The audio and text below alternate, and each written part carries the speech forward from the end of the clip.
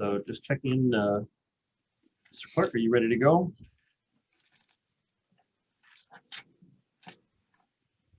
Encourage all members of council to turn their cameras on for a bit, just so we can establish quorum.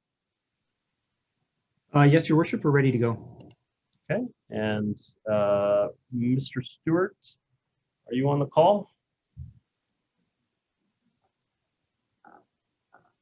Let's see, Mr. Stewart, is there another member of senior management standing as acting CIO tonight? Mr. Milburn? Good evening, Your Worship. You'll be acting CIO tonight? I believe Mr. Stewart is joining, so he just might be a few minutes. But I can cover off questions, Your Worship. Okay. Well, Council, we have a quorum, so I'm going to get going. Good evening, everyone. I just want to start this meeting by noting that this is our community's house. We are all guests in it here to serve our community. My name is Mike Little, Mayor for the District of North Vancouver, and it's my pleasure to welcome you all here to the regular meeting of Council for Monday, May 31st at 7 o'clock. This entire meeting is to be held virtually with all participants, including the members of Council and staff, being held remotely or virtually. Council, to that end, there is a motion that's been circulated in the agenda to hold the public meeting without the public in attendance. Will a member of Council please support that? Moved by Councillor Hanson, second by Councillor Back. I'll call the question on the motion. All those in favor? Contrary minded? Motion carries. Okay, and Council, we have an agenda that's been circulated. Are there any errors or omissions from the agenda as presented? Hearing none, will someone move the adoption of the agenda? So moved. Moved by Councillor Back, second by Councillor Curran. Sorry. Oh. Oh, Mayor, sorry, I had a question about the minutes. Did you get to the minutes yet? We'll do that. We'll do that next. Okay. Let's get the agenda through, and then I'll come back to you for the minutes. So I have seconded by Councillor Back, moved by Councillor Back, second by Councillor Curran. Is that correct for the agenda? Correct. Okay. Call the question on the motion. All those in favor? Contrary minded? Motion carries, and the agenda is adopted. I will go to the adoption of the minutes just quickly. There are minutes that have been circulated from the April 26th regular meeting of Council. Councillor Curran, did you have a concern about the minutes? Yeah, and it sounds like I'll can work that through. I just wanted to clarify the meeting where we voted on old growth. My understanding was that that was going to be referred back and amended, and that that's still in progress. And so I've reached out to Councillor Miri about that today. So hopefully we can sort that out. It sounds like there's a few options to move forward on that, because the council said that we would amend it and then bring it back, and we haven't done that step yet. So I just wanted to flag that. I guess those minutes will stay as is until they are changed in the future, or if that changes the outcome of that vote. I'm not sure how that works. The minutes will still reflect what occurred in the meeting. If we alter or change something after that, then the minutes from that future meeting will reflect that change. Is that accurate, Mr. Clark? That's correct, Your Worship. So the minutes Okay. as is will represent the decision as is, and then future minutes will represent any changes that we decide to make. Can I just get clarification from the clerk? Like, should the minutes be amended, the existing minutes, to reflect that we were going to go away and work on it? Because I know Mayor Little, and no one likes wordsmithing on the fly. Or was that not? I just wanted to clarify, because as it stands now, it looks like it's 6-1, but I didn't understand that to be the vote at the time. Mr. Clerk, a couple of options, I guess. We can, we don't have to pass the meeting minutes at this time. We can send them back to staff and have Councillor Curran express her concerns and figure out what we can do to change them, or we can change them now. What would your recommendation be? Your Worship, I believe the conclusion of that discussion was that, for the record, we will get that particular motion on the books and standing. And Councillor Curran and Miri were to go away and discuss a possible amendment or replacement motion. And so that's to your point about the minutes of that meeting will stand. A subsequent meeting, after the two councillors have worked together and come forward with a new motion, part of that will be to rescind that earlier motion and put a new one in place. So the minutes will stand as correct, my suggestion, that motion will be noted as rescinded and replaced with a new motion in a subsequent meeting. Okay, so when there is a corrective action, we change the decision that was made at a future meeting, then we will rescind the minutes at that time.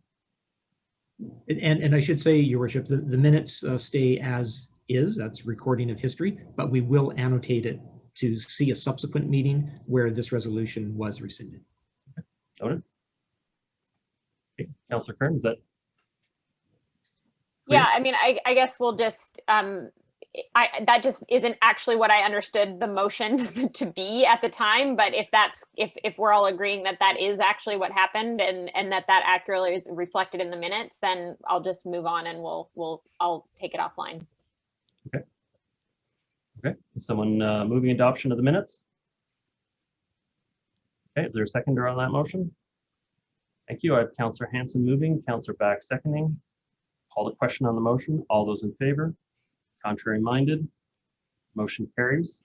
And we'll take the rest of that discussion offline and make sure that the record is accurate when we revise that matter. Okay, returning back to the agenda.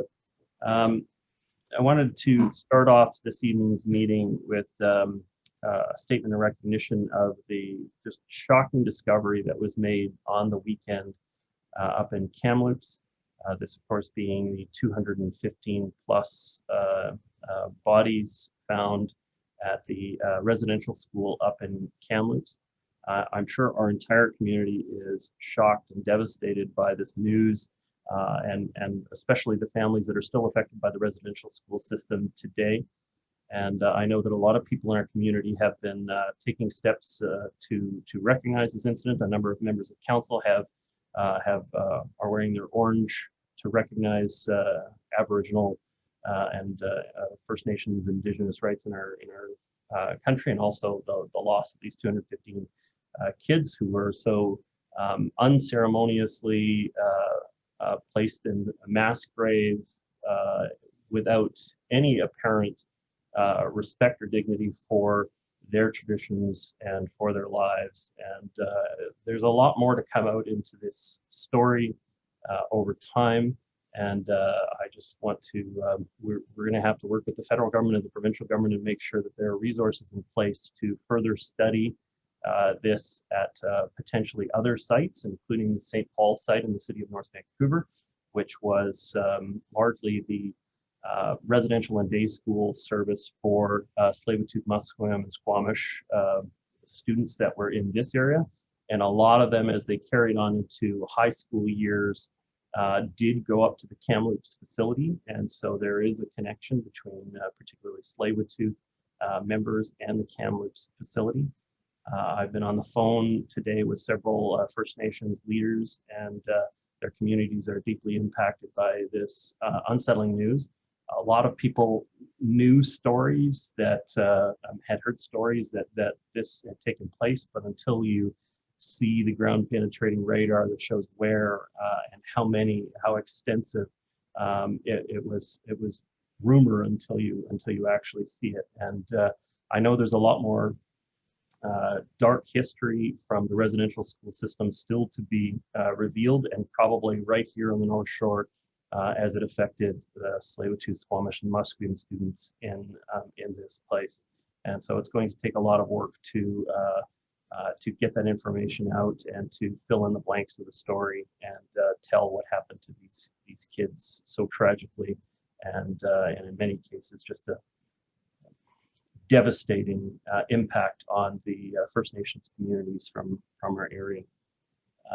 At this time, I wanted to make sure that members of council had an opportunity to make a statement if they wish to on this matter. So I will invite Councillor Hanson to make a comment. Yeah, thank you, Mayor Little, for your words.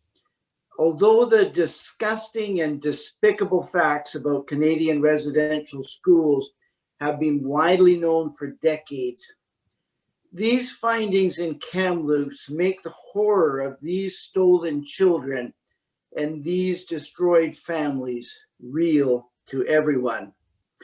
I call on the federal government to properly fund the search for and proper identification of all missing children at all residential schools in Canada, every single one of them. I call for the renaming of buildings, roads, and parks and other public amenities where the names are derived from those who contrived and participated in these despicable acts. I call for the removal of any honorary degrees or other honorifics posthumously, if necessary, from those involved from beginning to end. I ask our Indigenous leaders to tell us how we can and should respond. As a society, we must apologize and take full responsibility. I pledge to personally do everything in my power to bear witness to this unspeakable tragedy. Thank you, Councillor Hanson. Councillor Curran.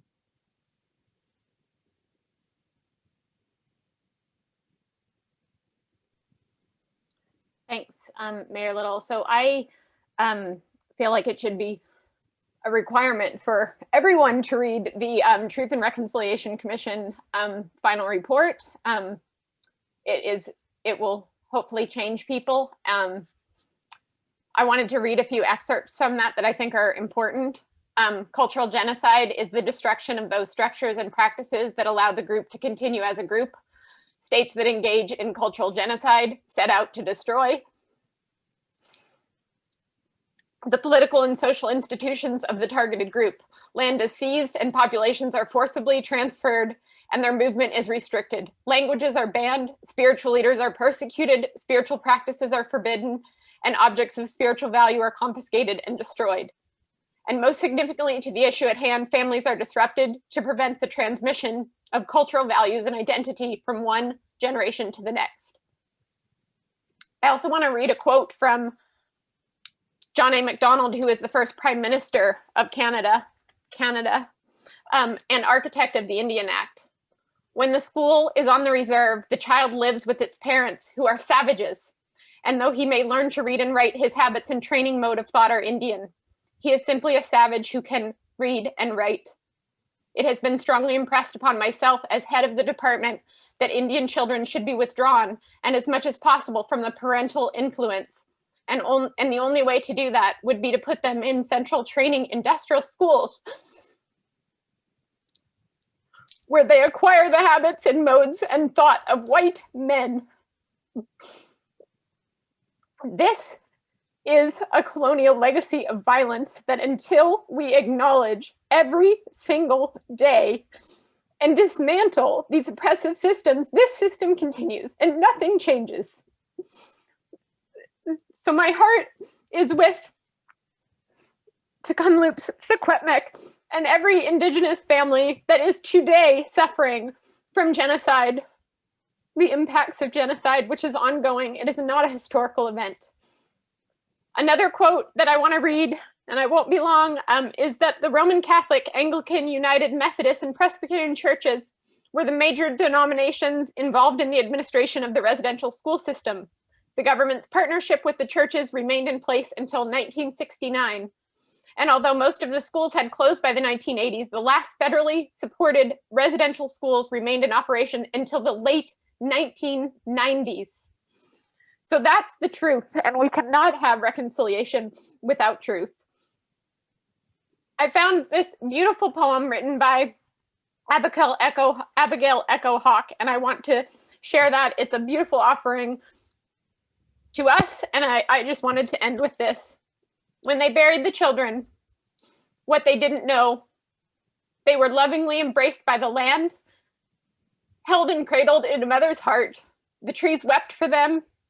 With the wind, they sang morning songs their mothers didn't know to sing, bending branches to touch the earth around them. The Creator cried for them, the tears falling like rain.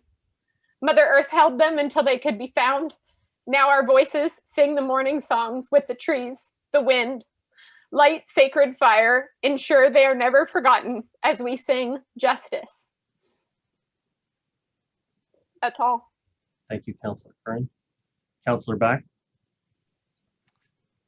Thank you, Your Worship, and thank you, Councillors Hanson and Curran, for your words. While this grim discovery in Kamloops has been described as shocking, I think we do need to acknowledge that this wasn't shocking for the survivors and families connected to this horrific system that was the residential school system. And they've been saying for a very long time that such mass graves could exist. There is now physical evidence in this crime scene discovery, and what's been discovered is likely just the tip of the iceberg. So I can only imagine how triggering this is for the people whose lives have been impacted by these schools. And as a father, all I can imagine is having my child forcefully taken away from me in the way that these parents did. Thousands of these children did not return to these families, and many who did have had their lives destroyed forever by the experience. We have such a long way to go in understanding all aspects of this part of our history and in seeing accountability from those who are involved, one of the more important of which being the Catholic Church. But what can we do? What can the District of North Vancouver do? Well, I think we can start by showing our commitment to UNDRIP and to the Truth and Reconciliation Commission's calls to action, and by looking to our Indigenous leaders in our own community. I'm firmly committed to listening, learning, and just doing everything I can to change any system that would allow this sort of atrocity to happen. Thank you, Councillor Back. Councillor Bond.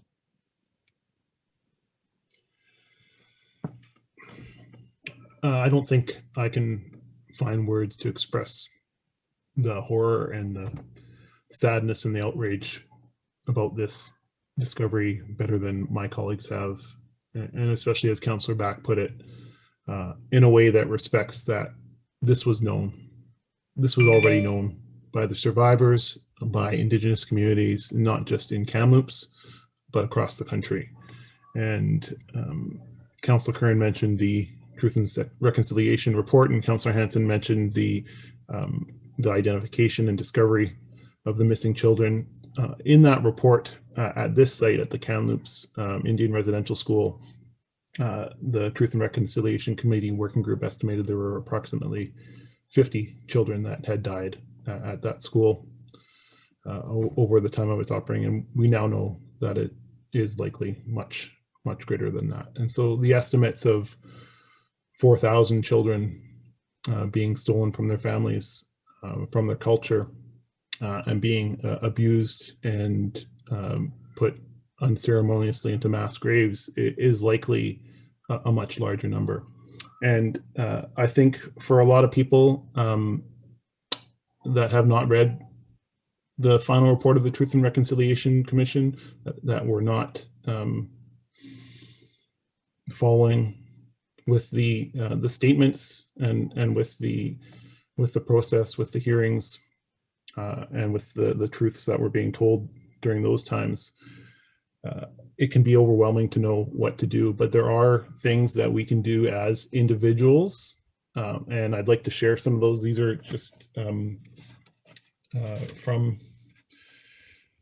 an Indigenous person named Bryson, who is on social media, and I'm going to share 10 things that that anyone can do. And we need collective action. We need the federal government to do what Councillor Hanson has asked, but we also, each one of us needs to take action. So I'm going to share 10 things that we can all do, because I think it's important not just to make a statement of mourning, but to also take action so that the truth can come out, as Councillor Curran mentioned, and healing and reconciliation can begin. So 10 things. The first thing would be to educate yourself on what the residential school system was. The second one would be to educate yourself on the Truth and Reconciliation Commission and what that was, and especially read the final report, as Councillor Curran had mentioned.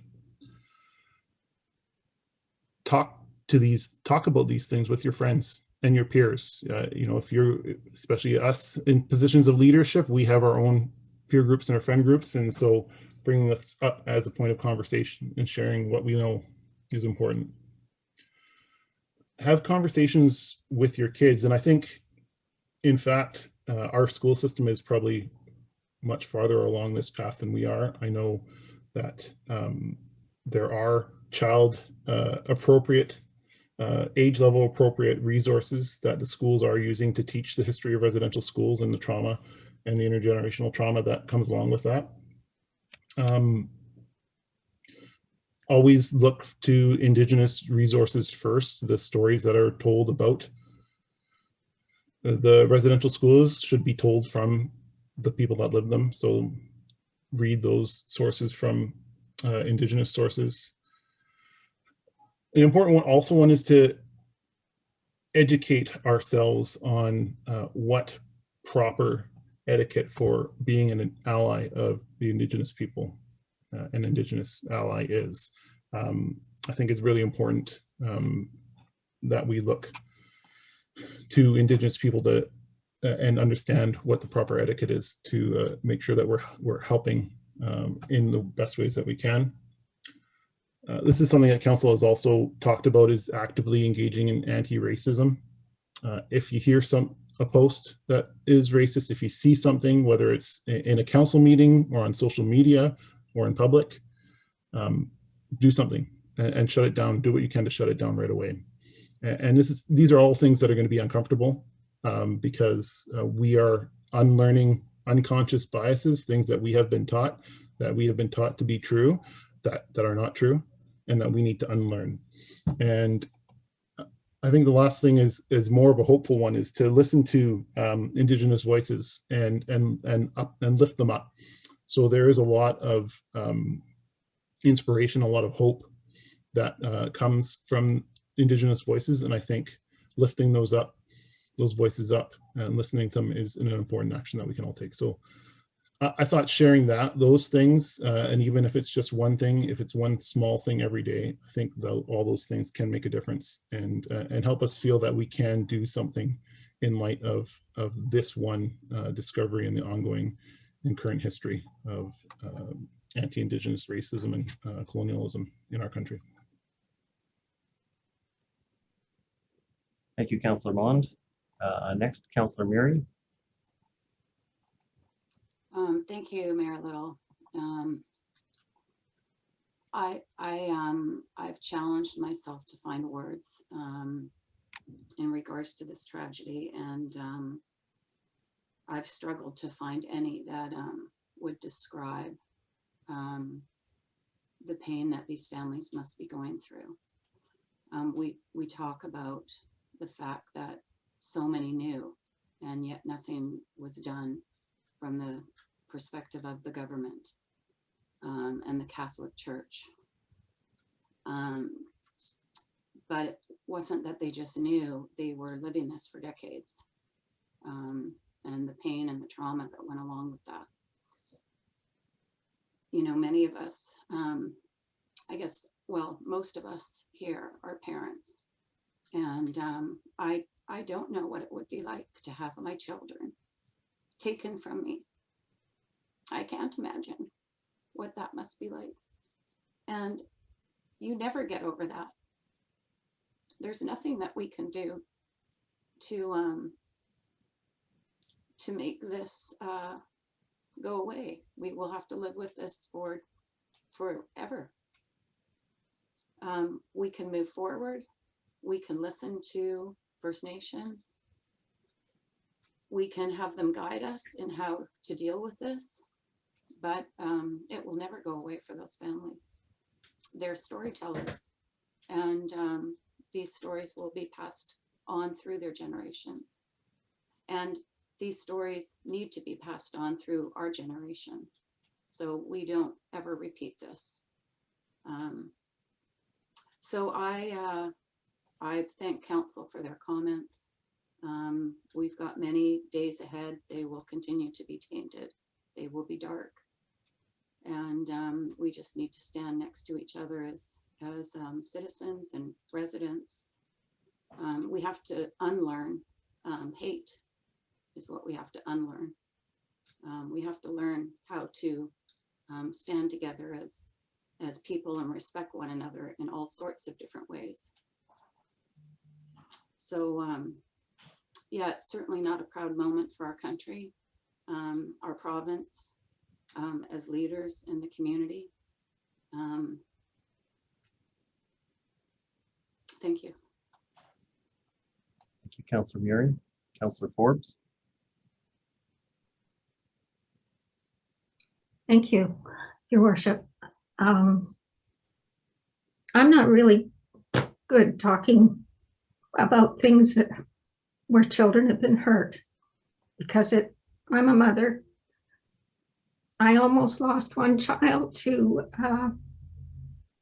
cancer, and I lived with that fear that when I woke up the next morning, I might not have my child anymore. I can't imagine these families waking up in the morning, and I've read RCMP were there taking some of the children. And the children, I read one account on social media where a gentleman as a little boy jumped into the car because he'd never had a ride in a car before.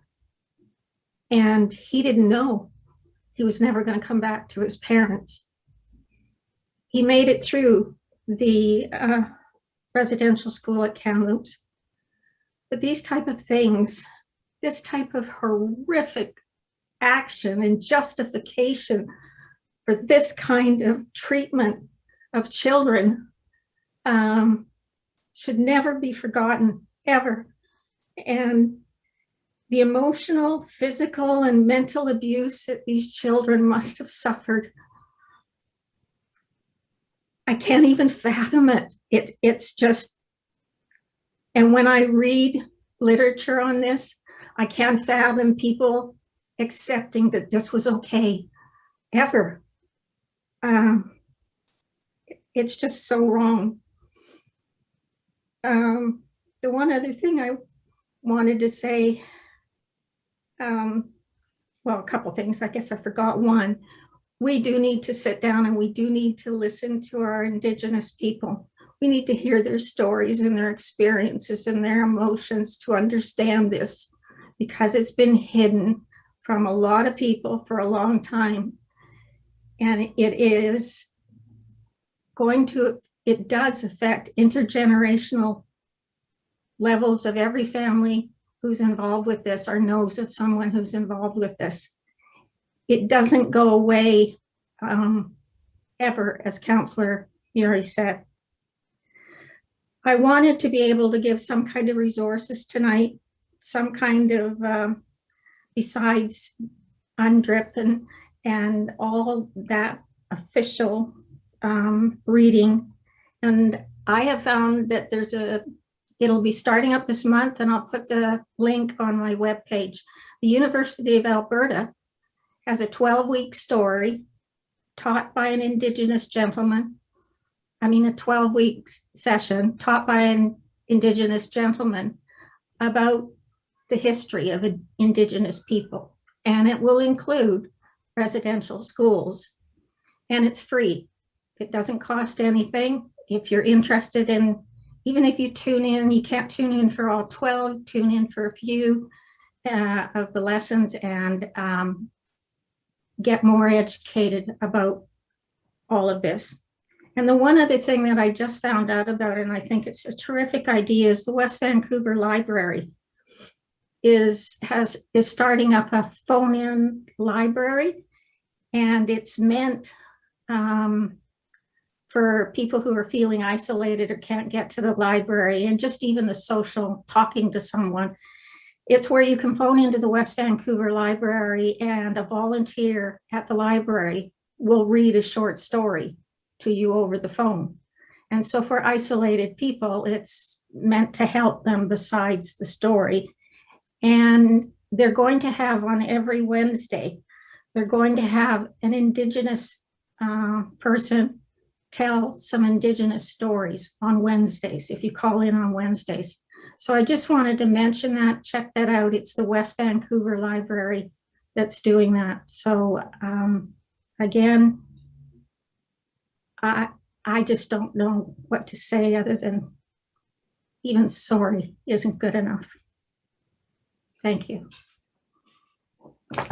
Councillor Forbes and councillors, you know, I know it was said a number of times, but really education is the place to start. And I have to take my hat off to the School District 44 for the absolute direction change that they have had in regards to these items. I grew up in the public school system in North Vancouver, and I have to tell you, I didn't learn anything about the residential school system until I got into university.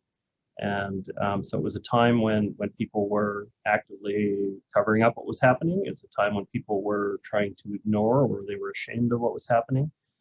When my best friend's family worked for the Squamish Nation, and so I would attend potlatches with him, and had no idea what it was, had no idea anything about the history of what Councillor Curran talked about, which is that cultural genocide piece, that potlatches were made illegal by the Canadian government because they were an expression of culture. And so I just really didn't have anywhere as a young person to figure out the context of what cultural genocide was, and what the Canadian government was involved in at the time. And as I've grown as an adult, you just see more and more instances where this was an intentional, concerted effort to end this culture in our country. And I just absolutely shocking. But I do take my hat off to the school district and to the leaders that are helping to change that, and to support people who want to learn about what happened and take action in our community. And so, Council, I want to thank you for your comments here tonight. And I have assured many of our First Nations leaders here that we'll be looking ways to support them in the coming weeks on this matter. And there's a lot more information still to come. The Truth and Reconciliation Commission suggested that it was in the thousands and thousands of children that never came home. And so I suspect we will find more of these, including at potentially St. Paul's in the city of North Vancouver. So it's going to be hard going through this dark chapter in our history and learning about it, and also, as members of the council have said, finding actions to help turn the corner and support that. Councillor Curran, another comment? I just wanted to add that we have adopted, committed to implementing the Truth and Reconciliation Commission calls to Canada, the municipal ones, last year, and so are still in the process of doing that in partnership with Tsleil-Waututh and Squamish and Musqueam. So I know that action is important, and I think that's one of the ongoing concerns, is that governments will say something and not actually take action. And I just wanted to recognize that we are taking action, and it's something that will be a lifetime of work. It's not something we check off and we're done. We're never done. But we have taken steps, and I think that's important. Thank you, Councillor Curran. Okay, Council, we have at this point a period of public input in our meeting.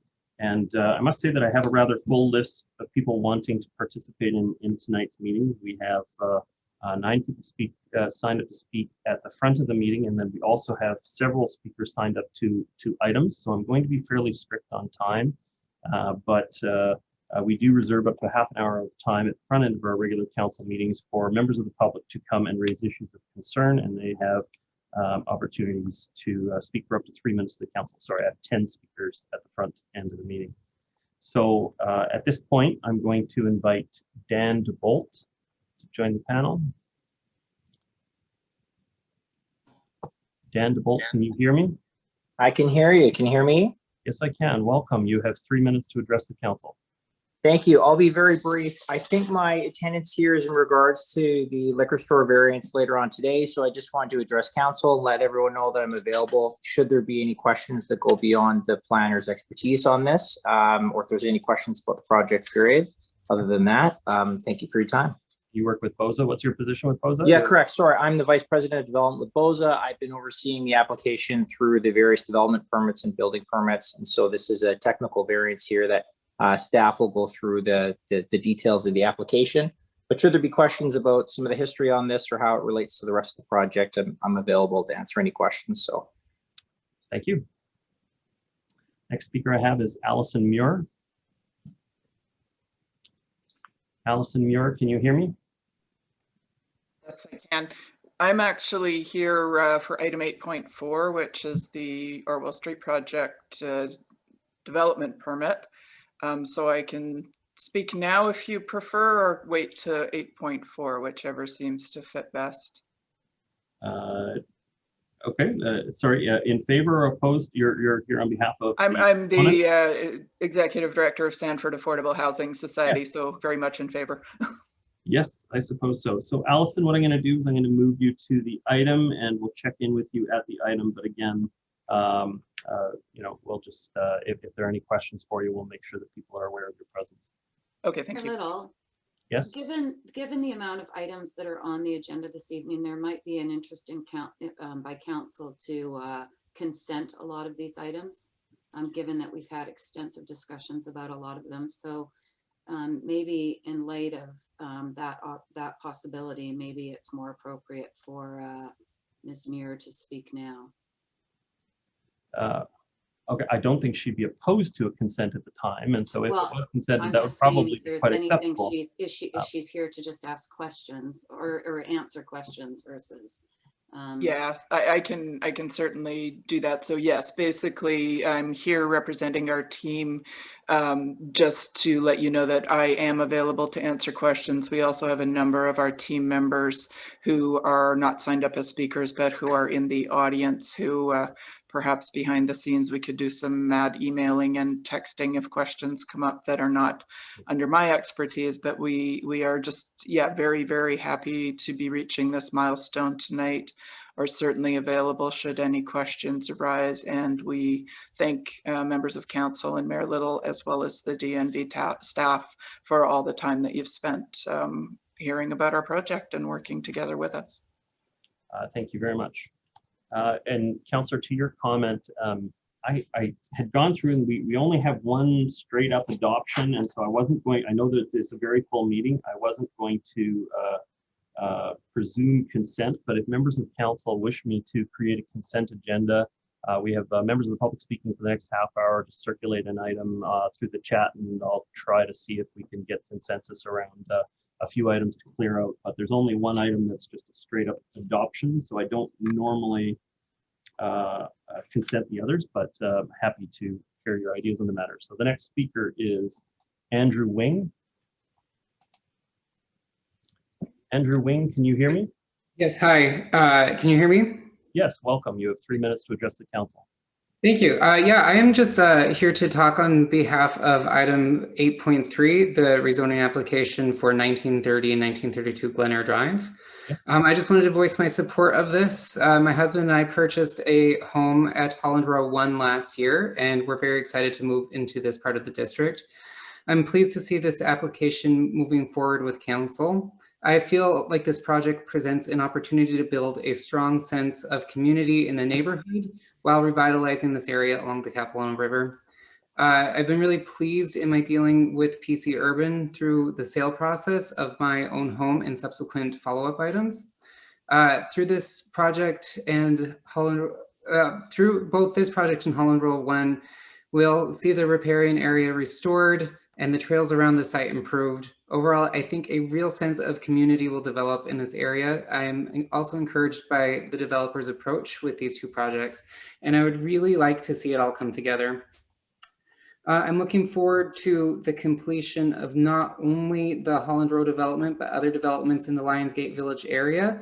I think it's critically important that the applications be approved so that the vision of the new community can be realized in the short term.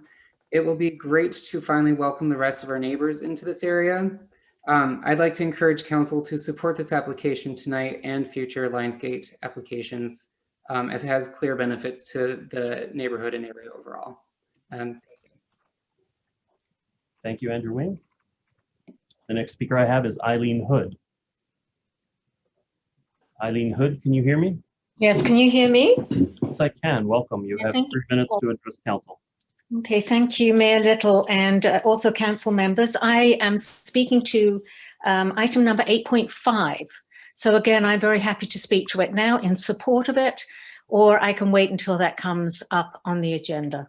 We just have you speak right now. So you're in favor of the development permit for 3729 Edgemont Boulevard? Exactly.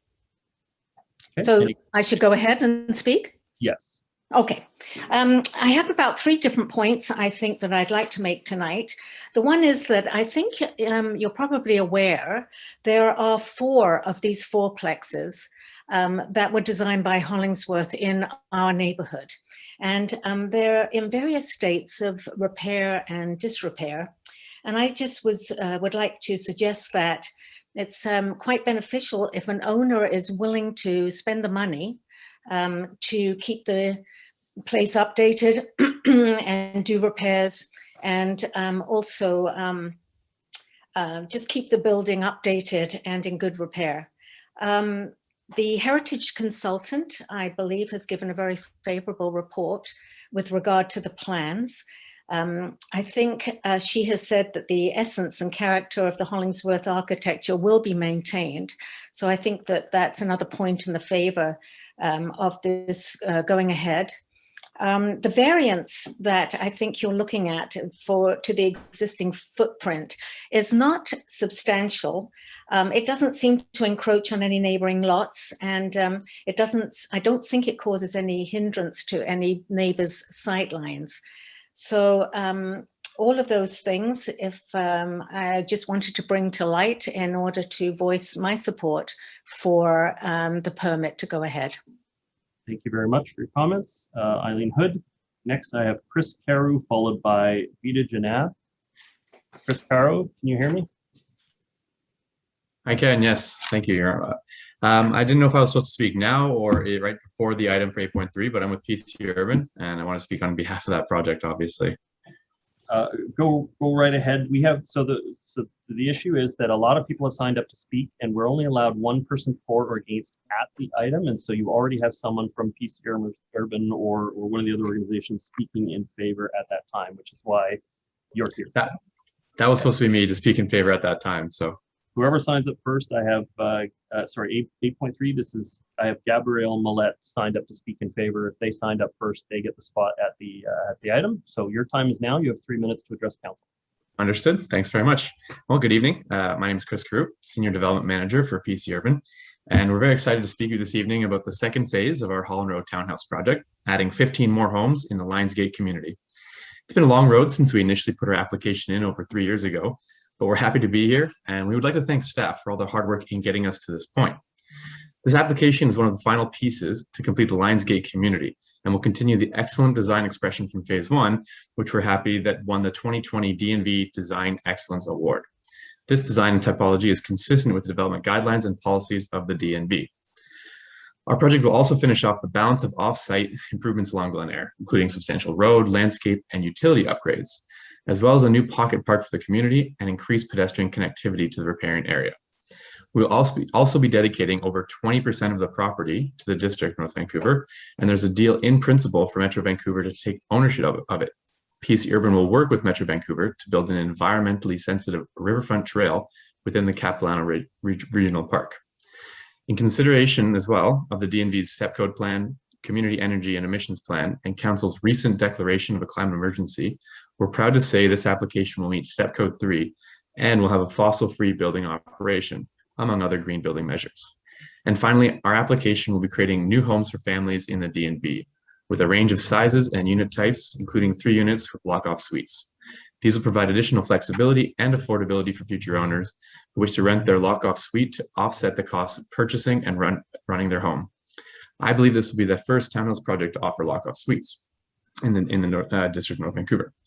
And so after much collaboration with many stakeholders, we're thrilled to be here tonight and to have our Holland Road 2 project considered, as we believe it will provide a number of excellent benefits for the community for years to come. So thank you for considering us this evening, and I'm here to answer questions that you have on our project. Thanks. Thank you.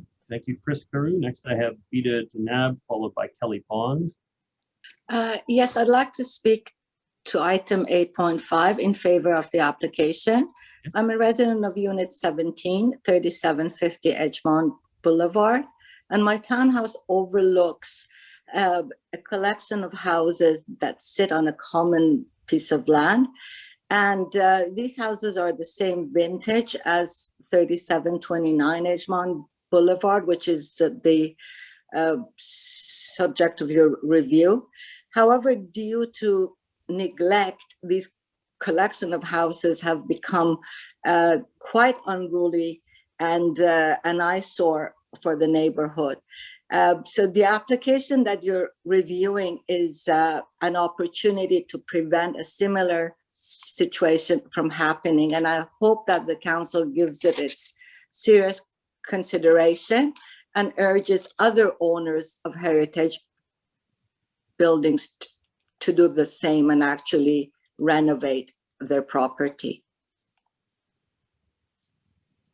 Okay. Thank you very much for your comments. The next speaker that I have is Kelly Bond, followed by Claire Robinson.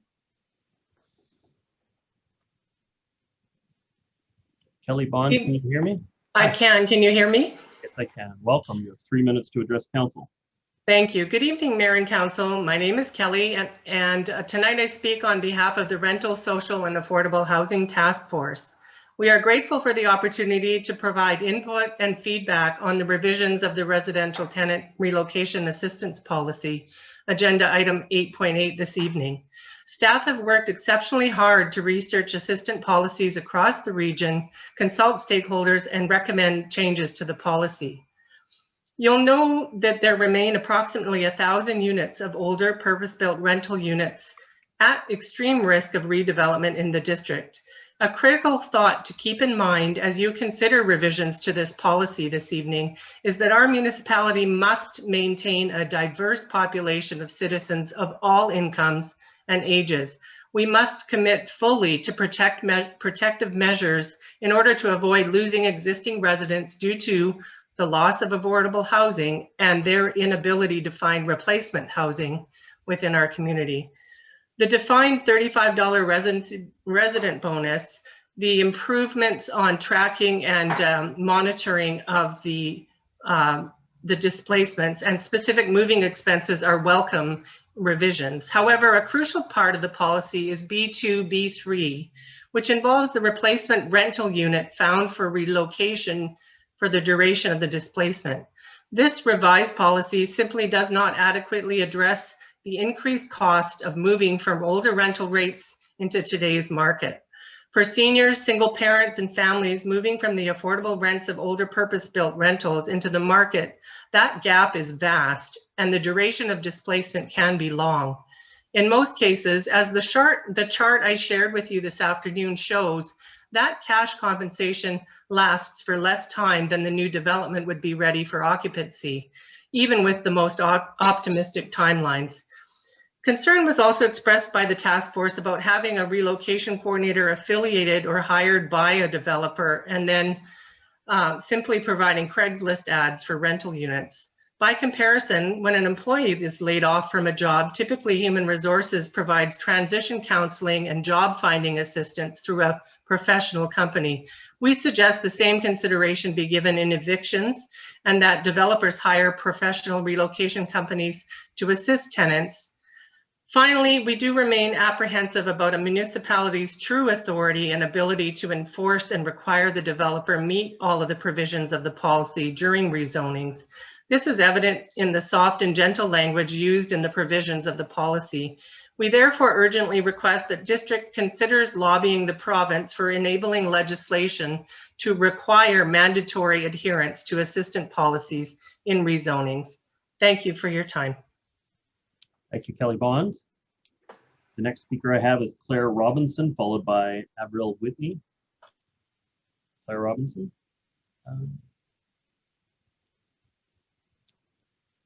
Thank you. Can you hear me? Yes, I can. Welcome. You have 3 minutes to address council. Thank you, Mayor and Council, for allowing me to speak on the Tree Protection Bylaw Amendment Agenda Item number 811. My name is Claire Robinson, and I have been a resident of the DNV for over 40 years. I reside at 2885 Wembley Place in Lynn Valley. I am a member of the Save Our Cedar community group that rallied together to save our beloved cedar at 21st and Lonsdale. I felt proud and grateful that the DNV had tree protection bylaws in place, and I wanted to support the city in their effort. Saying, I'm speaking today as it was an absolute shock to myself and our community when Avril Whitney, who is also speaking today and started a petition, brought to our attention the tree that was cut down at Mount Royal and Shirley. I am saddened and dismayed that our community saved a cedar in the city only to be before you today to respectfully request improvements to the DMV tree bylaw process.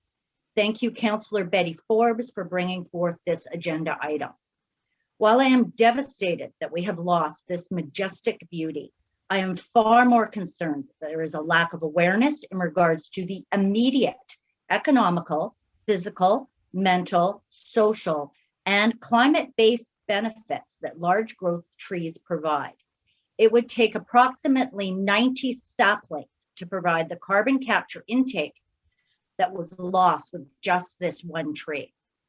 My heart was broken when I visited the tree. The 4 pictures of the devastation for your review. The diameter at the base of this tree was over 6 feet, 76 inches. I understand that the developer paid a DMV permit fee of $500 to take the tree down in order to make the new construction more profitable by increasing density below ground. Clearly, the developer's motives were to maximize profit by increasing square footage at the expense of our environment. I am concerned about the shrinking tree canopy on the North Shore and that this type of development is becoming far too common. I'm concerned that the DMV status quo allowing such large growth trees to be cut on private property without environmental controls for a menial fee will lead to physical devastation in the form of flooding, landslides, and other climate change catastrophes for generations to come. If we continue to lose the urban forest on DMV private land, future generations will certainly suffer and wonder why guidelines and controls were not implemented sooner. The DMV has the opportunity to act now. We implore you to do so. In closing, we would like to request consideration given to an interim bylaw covering changes to prevent any rush to cut in our community. And I thank you for your consideration. Thank you, Claire Robinson. Next speaker I have is Avril Whitney, followed by Jennifer Clay. Avril Whitney, can you hear me? Yes, I sure can. Can you hear me? Yes, I can. Welcome. You have Thank you. Hello, Mayor Little and DMV councillors. I first want to say thank you so much for the comments at the start of the meeting regarding the residential tragedy. You touched me all very deeply, so thank you. I thought that was really beautiful. Thank you for giving me the opportunity to speak here tonight. I am speaking to the correcting the bylaw for tree protection. Just a little bit of background. I moved here from Calgary, Alberta, and they have no trees there. So I'm really appreciative of the trees here every single day. And when I moved here, I've only been here for 4 years, so I'm a relative newbie. I started noticing right away that big trees were being taken down. Several houses were built on the block where I was living. You know, big 125-year-old Douglas firs came down, 85-year-old cedars came down. I thought, what is happening? But I was new here. I didn't know what to do or say, and life went on, and it became kind of normal. I looked around and I thought, oh my gosh, is this just the way it is? You know, people just buy up an old house and take down all the trees and build a new house. Anyway, I felt very alone and by myself until I actually got involved in the Save Our Cedar project down in the city. And that really ramped up my learning about how, you know, the city was doing things. And so then I was thinking, well, how does where I live in the district do things? And I started to do a bit of research. And then it really hit home when 2 blocks away from me, this beautiful big red cedar tree came down. And I was standing there weeping with neighbors that were weeping because it had been there all their lives. And I thought, there's something so wrong with this. I got to do something. So I started that petition to raise awareness, and I talked to staff at the DMV and I talked to neighbors. And what's come out of that are a few things. First of all, it seems like the existing bylaw kind of has a hole in it. so that developers can come and buy an older home, and there's nothing to stop them from taking down all the mature trees that are on the property. They have to pay for permits, but there's no protection of the tree, and having to buy a permit is not the same as protecting the tree. And from what I can gather, the district does an excellent job of protecting trees on public land. But as soon as it comes to private land, it's this big bone of contention. You know, you can't tell me what to do on my property. But then what about the greater good? You know, we're all fighting climate change. We don't want to lose the beauty of our city. What can be done? So as I talk to people, I realized nobody really knows what's going on with this issue. It's a really complex issue. And most people that have lived here for a long time think the trees are protected already because they used to be. And most people don't realize that the diameter changed, that the bylaw changed in 2012. So well, I was very grateful to receive, you know, some feedback and some conversations with some of the councillors here. I feel listened to. I feel like something can be done. This is a relatively important issue, given that, you know, we are in the midst of climate change, and I don't want to see the beauty of our city lost either. I look around at other municipalities and they've lost so many trees. So I really would urge you to have a look at the bylaw and amend it. Thank you for letting me share. Thank you so much. The next speaker I have, Jennifer Clay was signed up to speak at the item, but has requested to move to the front end of the meeting, and that's going to be fine. Jennifer Clay, can you hear me?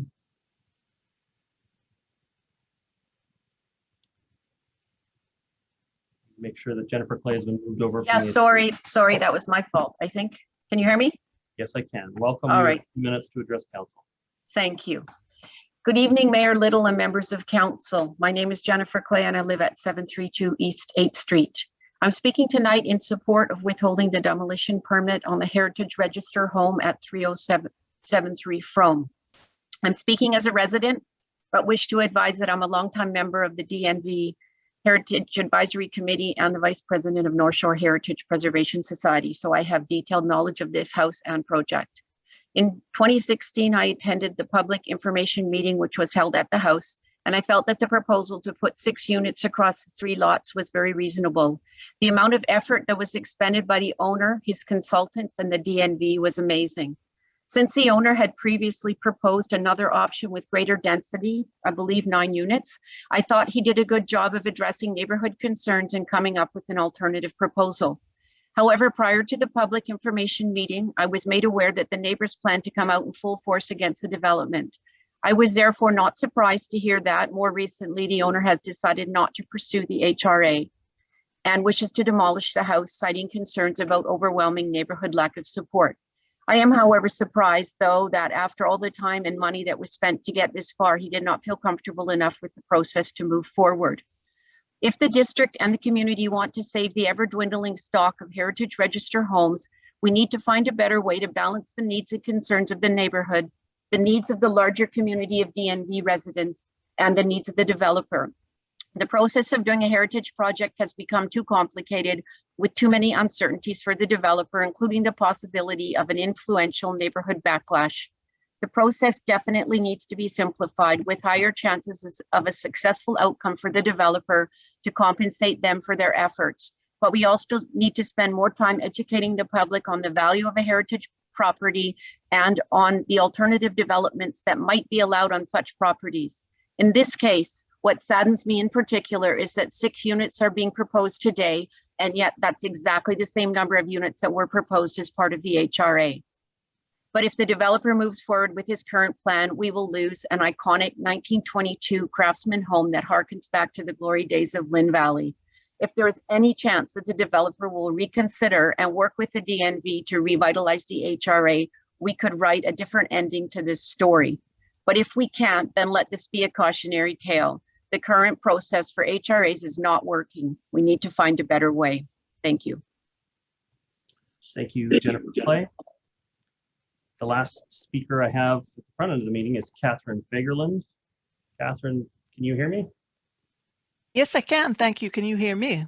Yes, I can. Welcome. You have 3 minutes to address council. Thank you. Mayor and Council, I must say first that I'm about to talk about parking in Deep Cove. It's a real concern for us, but it seems to pale in comparison to what you were speaking to at the beginning of this meeting. Nonetheless, I will proceed. Thank you for this opportunity to address you. My name is Catherine Fagerland. I live at 1875 Deep Cove Road. Tonight, I speak on behalf of the Deep Cove Community Association on an issue that urgently requires attention and action. That issue is the problem of parking in Deep Cove. Our concerns were expressed in a letter submitted to council and staff on May 26th. We've chosen to speak tonight to reinforce the urgency we feel regarding the need for DNV action on this issue. And I will remind, this is not even an agenda item, and it's now the beginning of June, or it will be tomorrow. And so that's why we're considering this quite urgent. Summer is upon us. As you will be aware, if you have tried to visit the Cove on a sunny weekend, we have too little parking for too many visitors. Some of the visitors like to spend the entire day in the Cove or use our neighborhood as a jumping off spot for day or even overnight trips up Indian Arm. Those visitors have learned to arrive early, 7 a.m. or even earlier. And there were some pictures in our May 26th submission of the traffic around the block, and those pictures were taken at 7 a.m. They arrive early to secure their spot. Since there are no time restrictions, those spots are full for the duration. With the constant stream of arrivals and the already inadequate number of parking spots, further limited by all-day parkers, a steady parade of cars tends to circle through our streets. Many of the streets do not have sidewalks, waiting for someone to leave. All of this is happening now. Meanwhile, we are anticipating that this already untenable situation will deteriorate considerably this summer due to the Gallant Avenue storm sewer replacement project. First, because of traffic constraints caused by the partial closure of Gallant Avenue, and secondly, due to the closure of Panorama Parking to accommodate a construction laydown area. Members of our community association have communicated with the DNV Council and staff on numerous occasions, and this year and in past years as well, and have received assurances that something will be done. But we have yet to hear of any concrete progress to address this issue.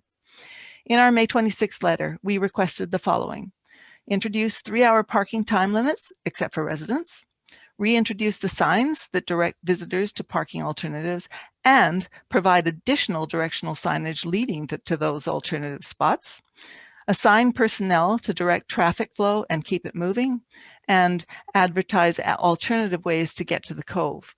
That would be in any local media, but not just local media, because lots of the visitors come from all of the Greater Vancouver area. We've suggested those measures could be introduced as a pilot project for the summer to be revisited and tweaked over the longer term. But most importantly, please implement those suggestions soon to help improve the safety and quality of life for those of us who call Deep Cove home. We'd also like to note that these issues are not limited to Deep Cove Village, but are also experienced at Strathcona Lookout Park. I think that's the official name of it.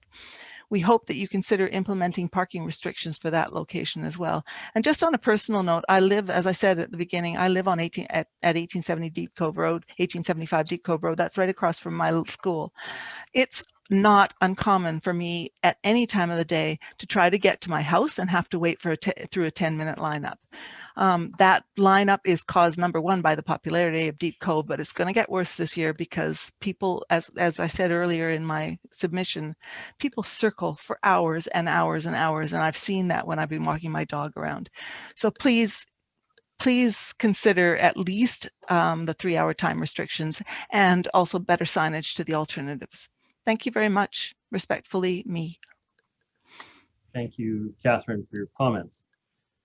Okay, Council, we have a consent agenda that's been proposed, which is item 8.1, which is the wireless telecommunication plan, item 8.2, the DAA, the Deep Cove Area Anchorage Plan, item 8.4, which is the DP for 267 Orwell, item 8.6, the development variance permit for the Lynn Valley Shopping Center, item 8.9, this is the cancellation of the CARP funding program.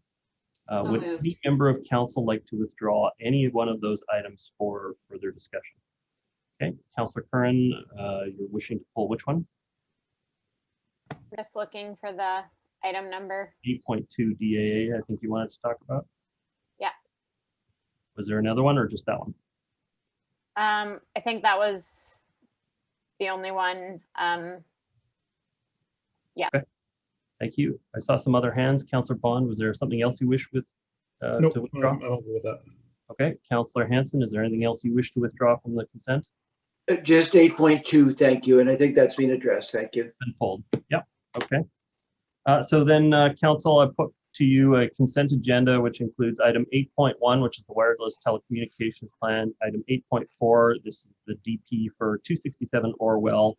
8.6, which is a development variance permit for London Valley Shopping Center, which we have a speaker in favor of, but I'm going to assume that they'd be quite happy with consent on that. And 8.9, which is the cancellation of the CAREP program. And I don't have speakers to any of those items except for the 8.4 which has a speaker in favor. And sorry, 8.6, which has a speaker in favor.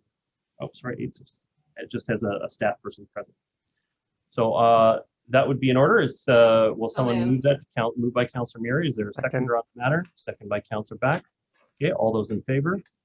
Contrary minded? Motion carries. So to anyone watching the meeting tonight, those 4 items were just passed by consent by the council. That means they are passed as though we had individually voted on them in favor with a unanimous decision by council, and so they are passed. So if you're here for 8.1, 8.4, 8.6, or 8.9, those matters have just been passed. Thank you, council. That will really help because we do have a very full agenda this evening, and so that helps take a lot of pressure off. So then the next item that we have up for discussion is on the regular business reports. This is item 8.2, bylaws 8450, 8462, and 8464. This is the Deep Cove license agreement with Port Authority and the new wharf and anchor regulation bylaw. And I'm going to go to staff for comment on the matter. Mr. Milburn. Oh, Mr. Stewart, there you go. Your worship, this initiative is was started actually 2018, if you can believe it. And it's taken us this long to get to this particular point. But we've arrived at locations that satisfy the First Nations in terms of the eelgrass locations. And certainly the community has been generally consistently supportive of this approach. We can always change it, but this is sort of the combination of this initiative, and if council passes it tonight, it'll take about 4 weeks to actually implement it, but we can implement it by the summer. I'll be moving the staff recommendation. Is there a seconder on that? Second by Councillor Murray. Okay, so just my opening comments on it. I think this is an action that the residents of the area have been supportive of. And what I was really surprised by actually was I had a conversation with the mayor of Port Moody, and he originally was not a supporter of the Anchorage area that had come into Port Moody. And a year later, he says it's been fantastic. It's been very well received in the community and supported. And so they were very happy with how the pilot ended up being in Port Moody, and he became a fan as it was implemented. And I thought that was a good testament to what the port can do to help partner with municipalities. This is a very challenging issue for us. I remember last year we took a snapshot at one point, and there were 19 boats in the harbor, and only one of them had their nav lights on. And when you have an emergency and you have to run into the harbor to pick up a paramedic or pick up Royal Canadian Marine Search and Rescue personnel to get through the area, and you just have boats everywhere, many of them without navigation lights on, it just makes crossing the area at nighttime perilous and really hampers our ability to respond to emergencies up the arm. And so having this dedicated, both these public buoy opportunities, but also there are other private buoys that are supported on water lot leases outside of this space. I think it provides enough opportunity for people to come for a visit, stay over with a planned visit, and then move on and give someone else an opportunity to use the space. And it does it in a way that's safe, that allows us to be able to have first responders come in and out of the space without putting their themselves or their vessels in peril in order to be able to provide their critically important service to our community. So I am supportive of this. Councillor Murray, you were the seconder on the matter. Do you have any comments? Thank you, Mayor Little. Yes, this has been a long time coming, and I thank Mr. Stewart for his diligent work in regards to negotiations with the Port of Vancouver on this issue. You know, recreational issues within the Burrard Inlet and the Arm, it's not the highest priority on the port's list. You know, the industrial nature and trade is their number one focus. And so these issues often are at the bottom of the list. But I do want to thank Mr. Stewart for, you know, going to bat for the community. You know, the issues, I remember when there were houseboats in Deep Cove. There used to be houseboats there, and I remember them vividly. And they were moved on. And, you know, the issue around pollution within the Cove was always top of mind. The original name of Deep Cove was Deep Water, and it is just that. It's a bowl, and it's been referred to as a toilet bowl over the years because we've had so many cases of E. coli shutting down the beaches. And over the years, we've had a number of boaters come in and stay, in my opinion, too long.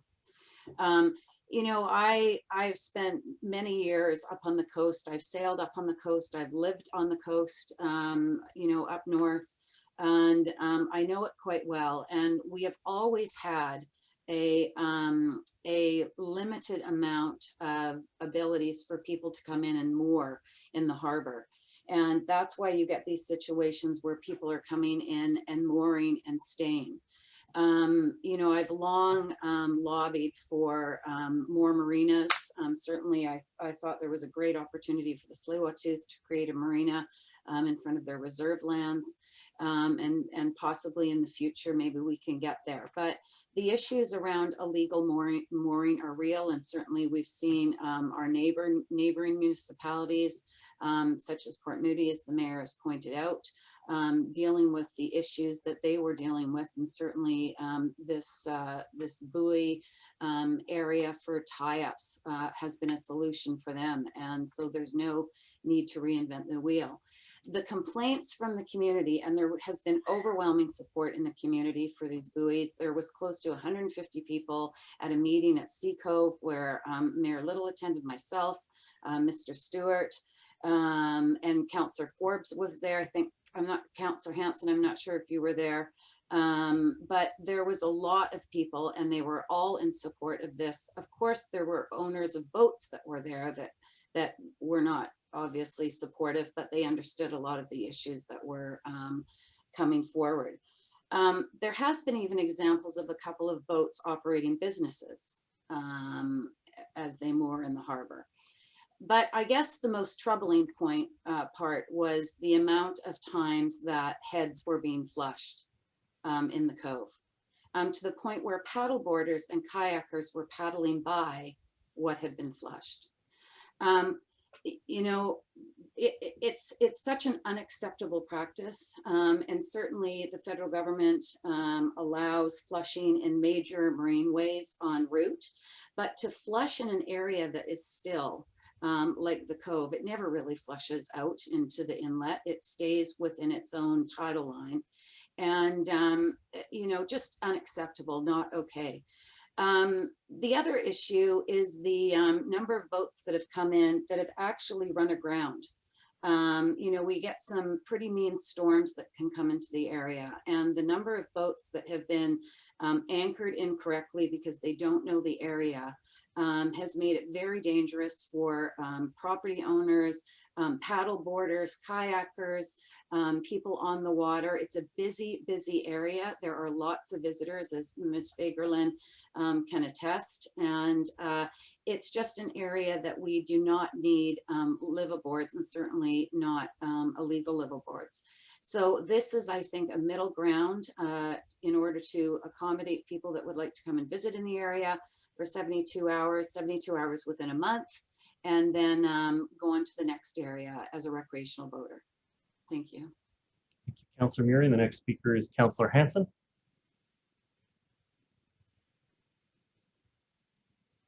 I'll speak a little later if that's all right. I have no other Sorry, I have no other speakers signed up to speak, Councillor Hanson. So now's the best chance. All right, I will speak then. With reluctance. I'm not going to be supporting this proposal. I certainly respect all of the work that's been done by Mr. Stewart moving this along. I can say that my position in not supporting is a consistent one. I do understand the challenges of boats mooring in Deep Cove, and I appreciate the comments that have been made. I'm sensitive to the issue. I'm a user of Deep Cove, so I'm aware of the issues involved in the moorage of boats there. My concern is more perhaps almost a philosophical one, which is that this proposal, and I've stated this earlier in opposition, that this proposal involves us assuming jurisdiction over moorage in tidal waters in a way which I believe can, at the end of the day, only complicate the mandate of the District of North Vancouver without providing us the benefit which would justify that. There's going to be costs involved. There's going to be staff resources involved. Ultimately, tidal waters are not the concern of the district. There is also a housing issue, because to the extent that people are living on these liveaboards, it's because of an extreme housing situation that exists in our community. There's a broadly an equity issue, because the people that are living in these boats are, for the most part, going to be, it's likely not their preferred form of housing. It's a form of housing that they've been forced into because of economic circumstances. And when I weigh all of that, I simply don't believe that it's justified for us to enter into this field, complicate the mandate of the district. I believe we'd be better advised, from my point of view, to focus on those responsibilities that we were elected and empowered by legislation to address. And I'm concerned that by entering into this area of responsibility, we'll distract ourselves and impose a burden that will not be justified by the reward. So that's my reason for opposition. Okay, thank you, Councillor Hanson. Councillor Bond. Thank you, Mayor Little. Perhaps a few questions. Something that came up already from a comment from a member of council was the illegal mooring or illegal anchoring. I'm wondering if perhaps Mr. Stewart can comment. Is it currently illegal to anchor in Deep Cove or to overnight a boat in Deep Cove? No, it's not. No. So there's no illegal. I withdraw my illegal comment. I'm just clarifying for myself. No, you're correct. You're correct. I shouldn't have used that term. I shouldn't have used that term. I'll suggest that it's wrong and environmentally impactful to moor for as long as some of these boaters have moored and flushing their heads. Okay. And I think, you know, my comments are, I thought the idea of setting designated anchorage points, having the buoys, and bringing a more managed approach to the number of boats and the time that they stay in the cove is a good idea. And, you know, I think there's correspondence to council going back years, if not decades, about resident concerns. And a lot of the concern, at least the ones that came to me during my time on council, was about the either abandoned or derelict boats and the potential for boat owners to anchor their boat in the cove and leave it there unattended for significant periods of time, and for those boats to then either come off their anchorage, whether it just be through neglect or through the storms that come through, and cause damage to property, cause damage to other boats, and generally be a hazard in the cove. So that's why I think a managed approach is a good idea. But similar to Councillor Hanson, I don't think that the banning or the removal of the ability for someone to stay a longer period of time if they have a liveaboard is necessarily a good idea. You know, I'm relatively new in the district. I've lived here for 10 years. It's just over a quarter of my life now. But I always hear that the district is an eclectic community. It's a community of communities, and Deep Cove is like a little eclectic seaside village with its own unique character. We all have different character in the different neighborhoods. And in my mind, the neighborhood character is the neighborhood characters.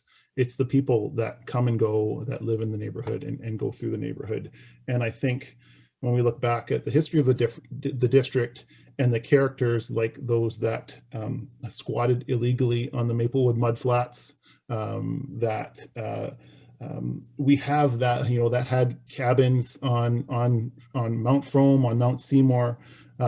Those characters in that history is something that we have, and I think we do value a bit of that in the district. And so I see the removal of these characters, people that live aboard boats, whether it's seasonally or long term, or they come and go because they live up the arm, or they go to Bedwell Bay or to other areas up the coast. I think the long-term removal of those characters is something that we will be losing, and I don't think that the benefits of banning that practice provide a good benefit to the community. I like the idea of the mooring stations, but the banning of the liveaboards or the long-term or seasonal boaters, I don't like that. So I won't support that just because of that provision in the motion. Thank you. Next speaker is Councillor Curran. Thank you. I live and work in the Cove, so I'm very familiar with this situation. So similar to what some other colleagues have said, I think a long-term management strategy makes sense, and I have been supportive of taking some action.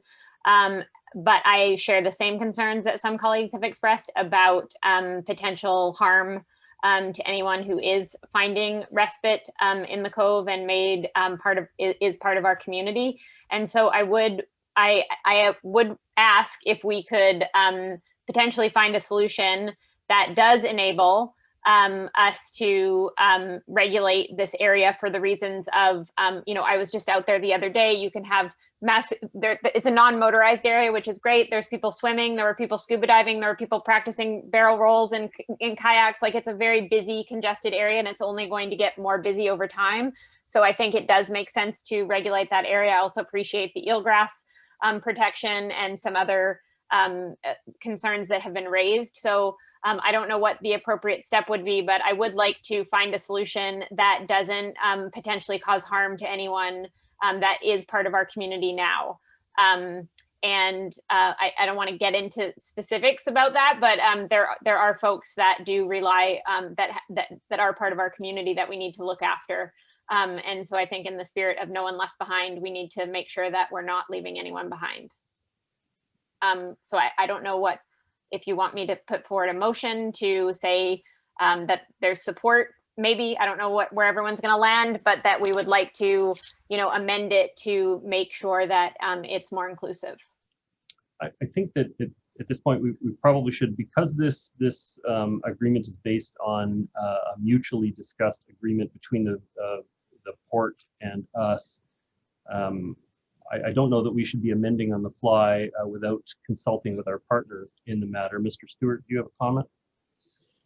Your Worship, it's my understanding that there are very few of the 16 boats that are there that are liveaboards. As Council has suggested, there are a number of ones that have just basically parked their boat there because it's free parking, so to speak.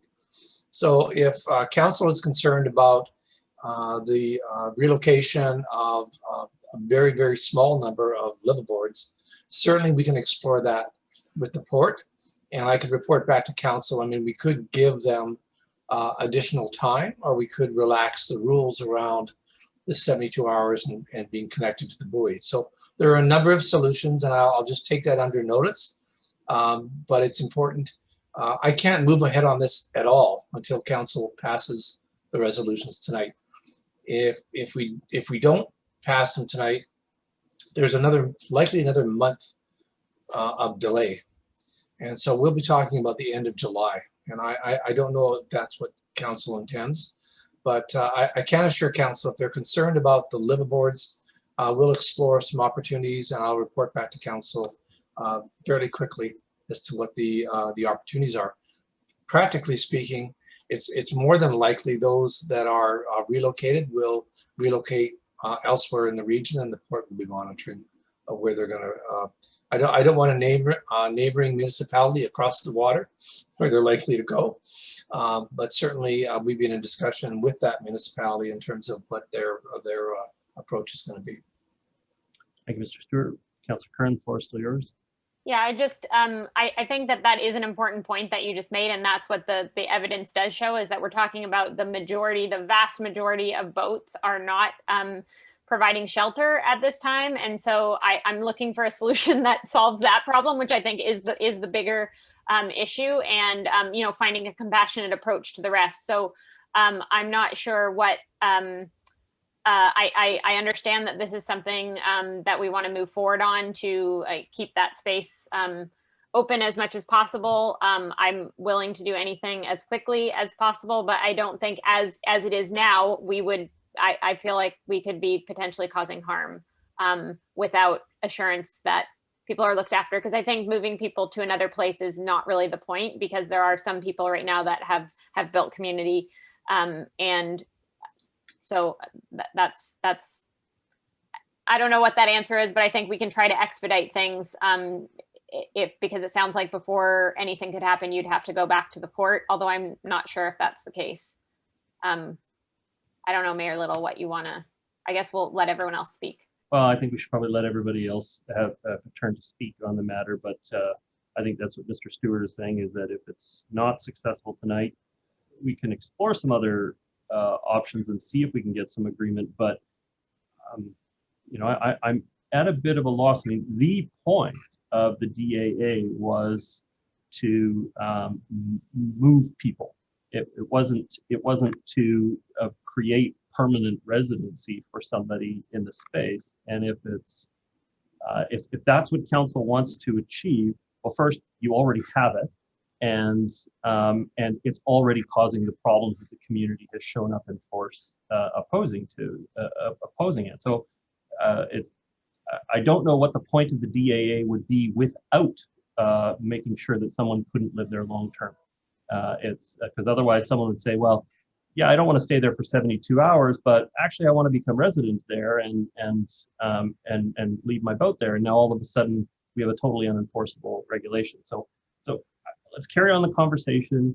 We'll vote on it, and then Mr. Stewart can see what can be done if there's if the view on council is that they're not satisfied with it in its current form. But I think it's pretty limited. If you aren't planning on actually moving people out, then the DAA will have no teeth and will have no purpose. Councillor Back. Thank you, Your Worship. Yeah, so I appreciate everyone's comments so far. I tend to share a lot of the concerns that Councillor Hanson brought up initially in terms of this not really being our jurisdiction. And one of the things I would ask Mr. Stewart is what the annual cost is to the district approximately by if this were to go ahead. Mr. Stewart. Your Worship, it's very difficult to say. I can tell you that the costs of monitoring will likely outweigh the revenue, but the environmental benefit and the social benefit are such that I think that that's a good investment, in my opinion, based on the opinions that have been expressed and the concerns that have been expressed by Deep Cove residents for many, many, many years about this uncontrolled area. So, you know, certainly we can try to do what we can. Again, the liveaboard issue is a fairly small out of the 16. We're more concerned about the boats that are just parking there. But you know, a liveaboard, you don't have. I'll just say this: I'm a boat owner. With a liveaboard, even if you have a secondary plant on your boat, you still need to go to a pumping station at some point, and there really aren't any in Deep Cove. So that's a concern. I think that concern's been rightfully understood by not only the Tsleil-Waututh, but the residents of Deep Cove. Okay, thank you. Yeah, so thank you. I mean, just to finish then, I guess I was opposed to this from the beginning, largely because of the cost, which I think is a bit heavy-handed for the problems that exist in the Cove. I share also the same concerns as Councillor Curran and Bond and Hanson in that there are people living on some of these vessels, people that contribute to our community in one way or another. And so that concern is still there for me. And I'm not totally satisfied with this as the solution. Okay, thank you, Councillor Back. Councillor Forbes. Thank you, Your Worship. I'm a bit stunned at some of the comments that have been made before me. Maybe I'll try to deal with them, sort of my feedback to some of the comments. And first being that we have characters in North Van. Yes, we do. But times have changed. And the health of the number of people who use the Cove for different kinds of recreation is a priority. And that does fall within our mandate as a municipality. The health issue is one of our mandates. Also, I think it was Mr. Stewart, maybe not, don't want to blame him if it wasn't him, but the idea that let's shift this around a little bit.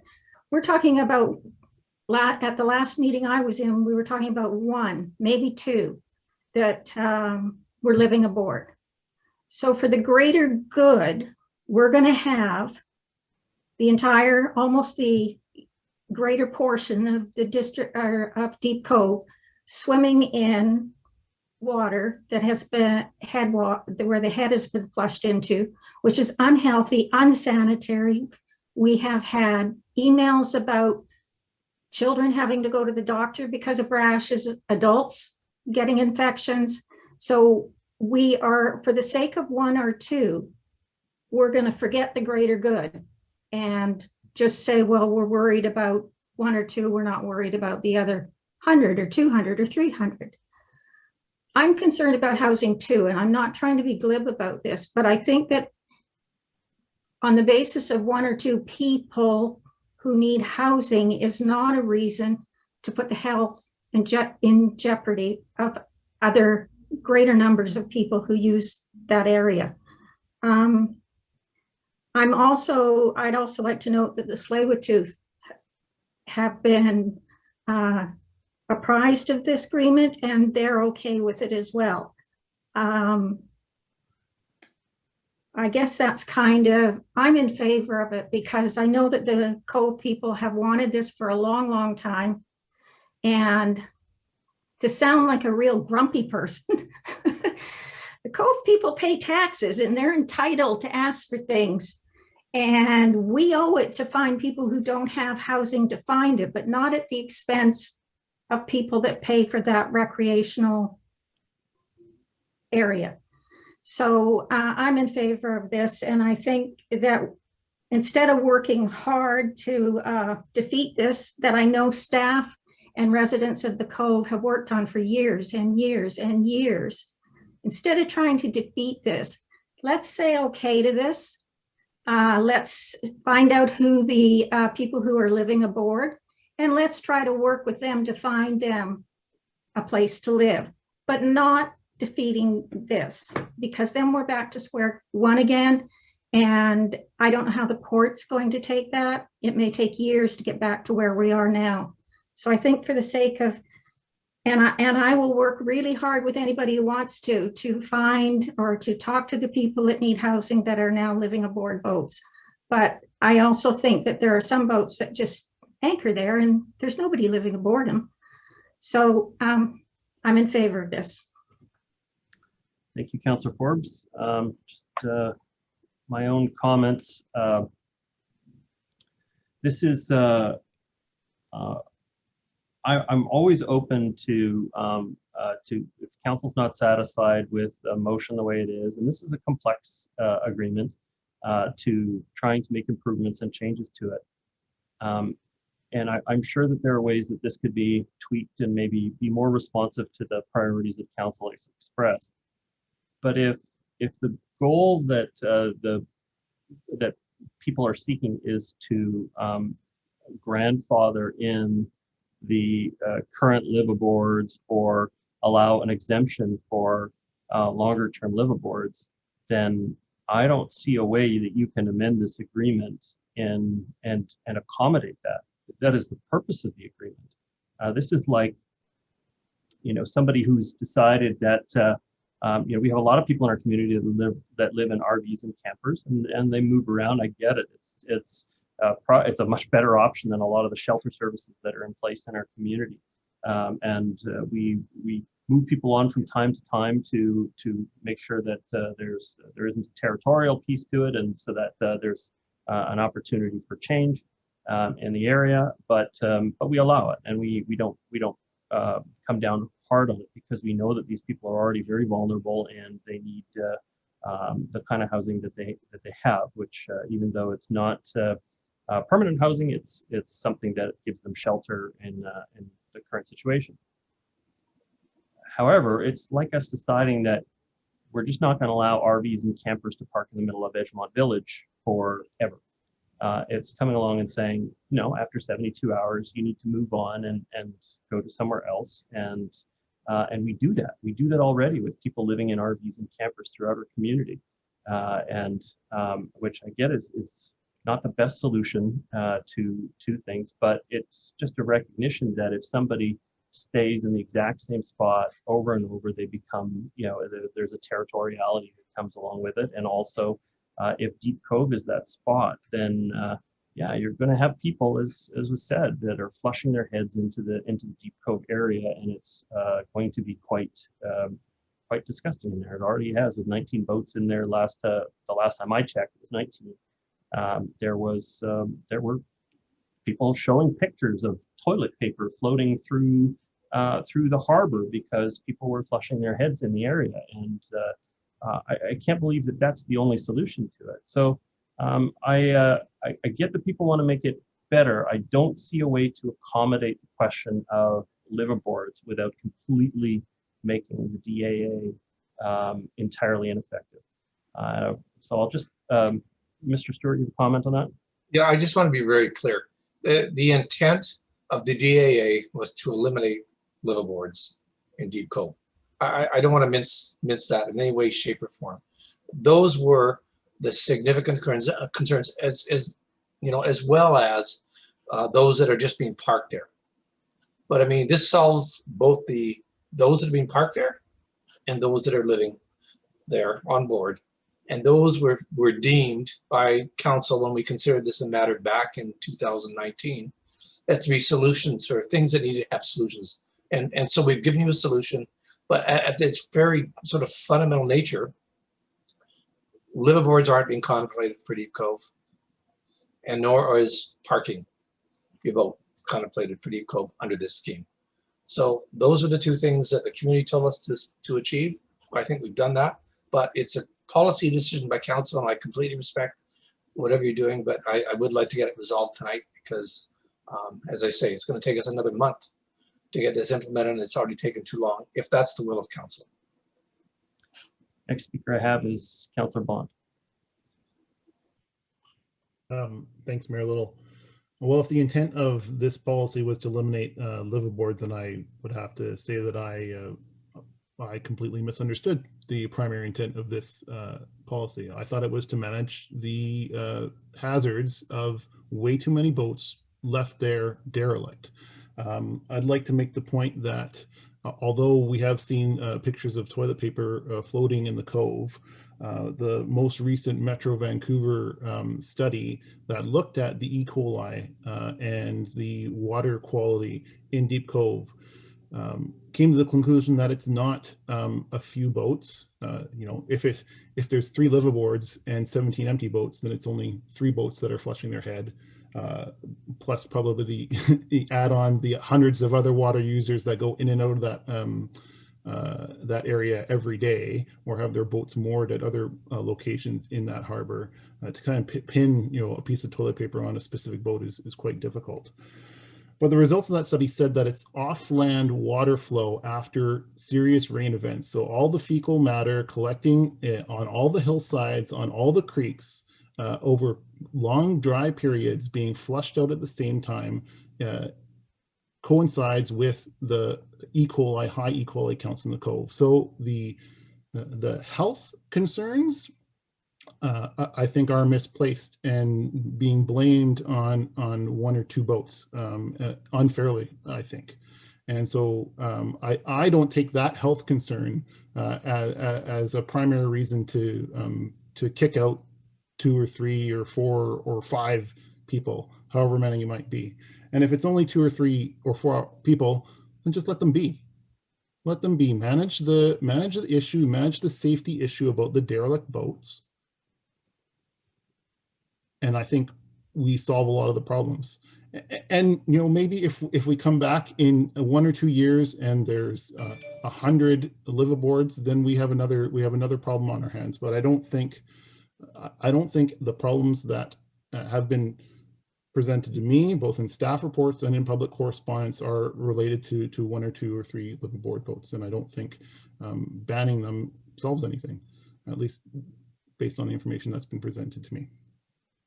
So, Mr. Stewart, if you can assure us that you're going to leave 2 or 3 people alone and you want to put the boys in, then you'll get my support. But if it's based on your last comment, the intent is to kick everyone out, then I'm not going to support this. Well, and I respect that, Councillor Bond, but I will say that there is a 72-hour limit, which very clearly, and this has been from the very beginning, very clearly spells out the intent, which is to limit transient boating in the cove to 72 hours. And so that would, there's no question, okay, that would not allow liveaboards for extended periods of time. Okay, thank you, Councillor Bond. Councillor Curran. Thanks. So I just really feel like it's really important that we put like a human lens on this. I appreciate the science and evidence-based. I think that is really important to talk about, that health is of course concern, and environmental concerns are top of mind to me. I don't think that's a secret to anyone. But I also think we don't have to set policy that causes harm. It's like the intention versus the impact. And so I think that it does make sense to regulate this area, and I want to support that. I don't think that, given the reality of where we are, that we can, and I will speak for, if it's one person who's going to be left behind, that's the no one. It's no one left behind. And like I don't want to get into the specifics, but like we need to look after our people in our community. And I think there's ways that we can achieve both of these goals. And it's unfortunate that seems to be becoming this conversation that we can't do both. I don't buy that, frankly. I feel like we can do both. We can look after people, and we can regulate that area to remove the 90% or whatever it is, 90-something% potentially of boats that are truly just being stored there. And look for long-term solutions. I think people have reached out and said there aren't good solutions for people. I don't know why anyone would disagree with making sure that no one is who has currently found some stability is going to potentially be harmed by the decision. So I can't, with good conscience, do that, but I am open to finding a solution. And I feel like, I hope we can get there, because I don't think it's too big of an ask. Councillor Miri? So is the solution that we try to find mooring for people that, what if we found a place at a marina? What if there was another area in another municipality and they weren't concerned about having liveaboards in their community? It's a boat. It just moves where it needs to move. It's like a car. It just moves to where it needs to move. If we don't install, and based on this conversation, you're asking anybody who wants to come to the Cove and moor for free. That's what's going to happen. It's 1 or 2 boats now, Councillor Bond. It wasn't over the years. It was a lot more than 1 or 2 liveaboards. It fluctuates. And basically what the majority of council right now is saying is, come and live in the Cove. We're okay with it. Come and moor for free in the Cove. I'm heartened to hear that you have so much concern about those residents or those people on boats, because I don't know if they're, I mean, they don't pay taxes to the municipality, even through rent. There's no fee for them to, you know, use the services within the area. So there's a whole bunch of questions that are attached there. I mean, we've got 11 displaced families on Marie Place because council indicated that they were interested in moving forward on a development application on Mountain Highway. And those 11 families have been given 2 months notice and are out at the end of July. And they are actually paying taxes through the rent that they're paying. They are working and living in this community. Their kids do go to our schools. So I'm glad that we are so concerned about people living on boats, because we have residents living in houses and their houses are slated for demolition because of a decision that has not yet been made on a development application. So I'm glad I'm hearing this conversation from the majority of council, because maybe we have a chance to turn the tide, no pun intended, on the residents on Marie Place. But I think I'm kind of astounded, council. I thought, you know, gone are the days where the community stands up and asks us as their voices to enact something that they are so passionate about and that is so important. The meeting at Seco, for those of you that weren't there, was one of the largest meetings I've attended in years. It was vocal. They were upset. They wanted action from their newly elected council. And we have spent the last 2.5 years tirelessly working with the port to come up with an agreement to put in place this summer. And the community has been waiting for it. And now at the 11th hour, you are saying you're not interested? Like, who are we working for? You know, I'm working for those people that live in the district, the voters. Who are we working for? The businesses have concern about this. The residents have concerns about this. I'm sorry that we're displacing the concerns of people that go swimming every day in the Cove that have to deal with these rashes and infections. And the speakers that came forward when this item was on our agenda 2 years ago, speaking in favor of regulating it. Councillor, you're over 2 minutes, so if you could draw to a close. So I implore you to implement this, to move forward, and we will work tirelessly. I will help try to find a place for these 1 or 2 boaters that move, for a place for them to moor. But I'm stunned that 2 boaters take precedent over an entire neighborhood, an entire community of Deep Cove. The residents of Deep Cove are going to be, I think, blown away that after all this, it's been defeated for you know, an issue that we could address. Just so disappointed. Councillor Forbes.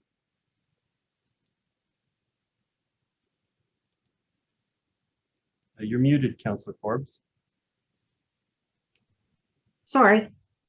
I'm just going to deal with a couple of things that have been said again. All the meetings I've been in about this, it had been quite clear from the beginning that we were talking about pollution as well as other things, but the pollution was always a topic in these conversations, unless somehow I missed a council meeting that the others attended and I didn't, and I highly doubt that. Also, as far as the E. coli in the water, summer's just starting. So I don't, either there's something wrong with that testing system, maybe it's not done often enough, maybe if it's not done in the right area, maybe it's, you didn't, Councillor, you didn't mention the date of this scientific study that you're looking at, but we know physically from people who are getting infections and sore throats and all kinds of other things. We know it's happening. We also are aware of kayakers and paddleboarders. They know what they're paddling past, and it isn't toilet paper. Also, harm has already been done. For somebody who says this is going to harm people, harm has already been done. We're in the job of trying to correct that for the most people, the majority of people that we can help them with. And that's our job. And I don't know how you find out or define that somebody who's staying on a boat, just because they're abusing, and I'll use that word, because they're abusing the privilege of being able to dock there.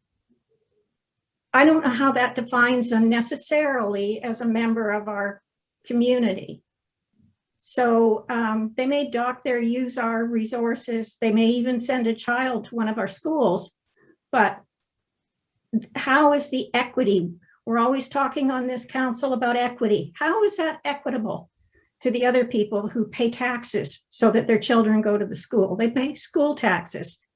So again, I will just say I'm stunned at the turnaround that a number of councillors have done on this issue, because it came before us big time as a health issue, big time as a health issue. Councillor, we're over 2 minutes, so I'll just ask you to draw it over. Yeah, that's all I'll have to say. Except I will work my butt off to help if it's 1 or 2 people to find somewhere else to moor. I'll work with Councillor Muir to do that. Sorry. Thank you, Councillor Forbes. I've already had my time speaking, but I will just respond. Councillor Bond is quite correct. I sit on the Liquid Waste Committee for Metro Vancouver. The report on fecal coliform count was focused on upland sources of pollution, goose poop, dog poop, all of the other things that come in around creeks. When you have a very long period of dry, so 3-4 weeks, and then you have a rain event, it's consistent. You can see that the fecal coliform counts go through the roof. But I was incredulous as well about the fact that it just kept happening also at the Lionsgate Bridge where the sewer outfall was, that we're always having the fecal coliform counts. But no, I saw the same report, and that is accurate, that SSOs, which is sanitary storm overflows, and upland pollution being washed out in a rain event are the largest contributors to it, but they're not the one putting the toilet paper in the cove.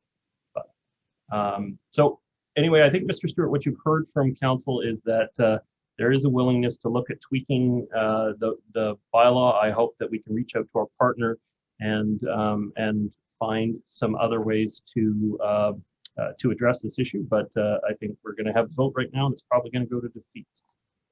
Can we just ask staff to be able to find a solution to those people that will be displaced in the cove by way of this motion being supported? Can we ask? We have to move on tonight, but I think Mr. Stewart has heard that is. Your worship, I would really prefer that council pass the recommendations, and before adoption, we'll investigate opportunities, because we might find that the folks that are living on board actually prefer to go somewhere else if they're not wanted, to be quite honest. And I really can't publicly say where I think they're going to go, but it's not too far away. So I would really prefer that council passes. If we don't pass it as the recommendations as provided to council tonight, this will delay this for a season, for a year, honestly. So I'm really concerned. I really appreciate the concerns, but I think they're down to 1 or 2 boats, and we can work with them. But I need to get the process started so that we can actually implement this summer. Otherwise, it's not going to be till next summer. Honestly, that's just the way these things take. It took us a year, even though we provided the port with an agreement. It took them a year to review it and come back to this. So I'm very concerned in terms of council's and the community's expectations that we move on this. If we don't move on it because of 1 or 2 liveaboards, we can explore options for those and report to council before adoption. But we do need to move forward, or it's going to be a long time before we can move on this again. Okay. Councillor Beck, have you spoken a second time already? I haven't, Your Worship, and just wanted to say that I do appreciate the effort from Mr. Stewart. I'm usually quick to acknowledge staff's effort, and I just want to acknowledge that I know it has been a long process. And while I'm still not totally satisfied that this is the solution, I still have those concerns about the liveaboards, as my colleagues have. I think I will support this just because I feel like our concerns have been heard, and I think that we need to acknowledge that there is a large part of the community down in the Cove who have had these concerns for a long time, and they do want to see some action. So while I don't know that this is the perfect solution, I appreciate that our concerns have been heard tonight. Mr. Stewart, I appreciate what you've said, and so I think I will support it. Thank you very much. Councillor Curran, have you spoken a second time? Just a point of clarification. I have spoken a second time. Okay. So this is not adoption. This is not adopting this. This is for second and third reading. So in between that, obviously we have the option to not support it at adoption if if what we need to see from staff is not been accomplished. Can you just confirm that, Mr. Stewart, please? That is accurate. It has to come back to council for adoption, and if council's not satisfied. Now, the only thing that I'll say about that is if it materially changes the bylaw, then I don't think we should pass third tonight. I think we should pass first and second and hold there, because third, we still have an opportunity for council to openly, publicly discuss any proposed changes, rather than just going to adoption where we don't debate a matter. And so just double checking in with you, Mr. Stewart, would that at least put you in a position where you could continue your work? Yeah, Your Worship, actually that is a great concern to me, because that's not a motion of confidence. I think that the instances that we're talking about are likely one or two, and we will work with the port to work with those two individuals between now and adoption. But if you only go to second, then you're contemplating changes to the regulations, and I don't know that the changes to the regulations would be of the type that we could not actually just have to strike down the bylaw and start all over again. So I'm sorry, council.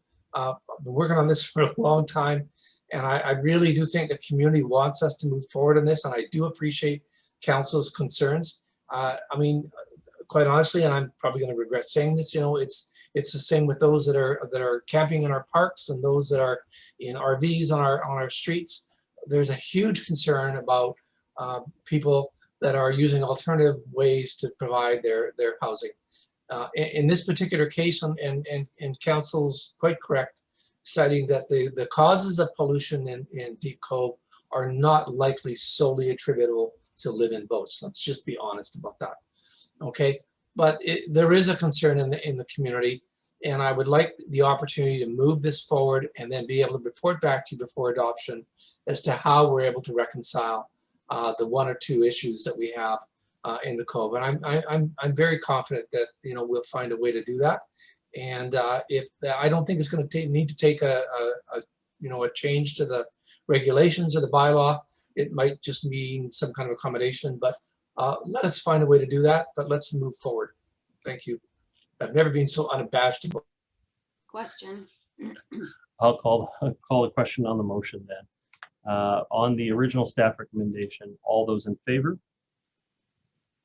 Contrary minded? Motion carries with Councillors Curran and Hanson opposed. Thank you, Council. Okay, the next item that we have is item 8.3. This is bylaws 8295, 8296, and 8297, the OCP amendment rezoning housing agreement for 15-unit residential development at 1920 Glen Eyre. I have a speaker in favor that I'll call on first before going to the staff presentation. Gabrielle Mallette, can you hear me?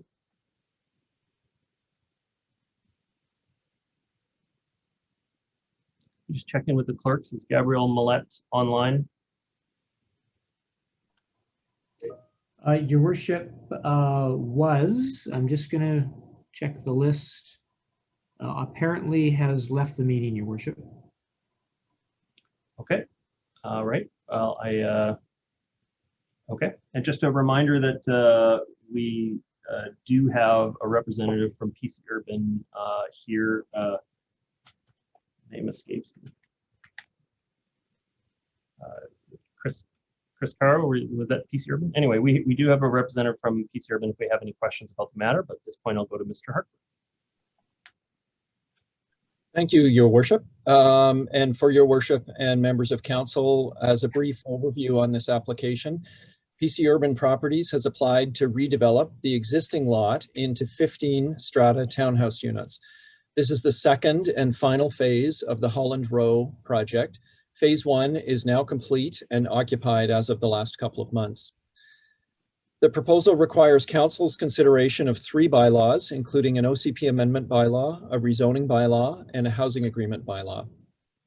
The site is almost 23,000 square feet in area and abuts the Capilano River.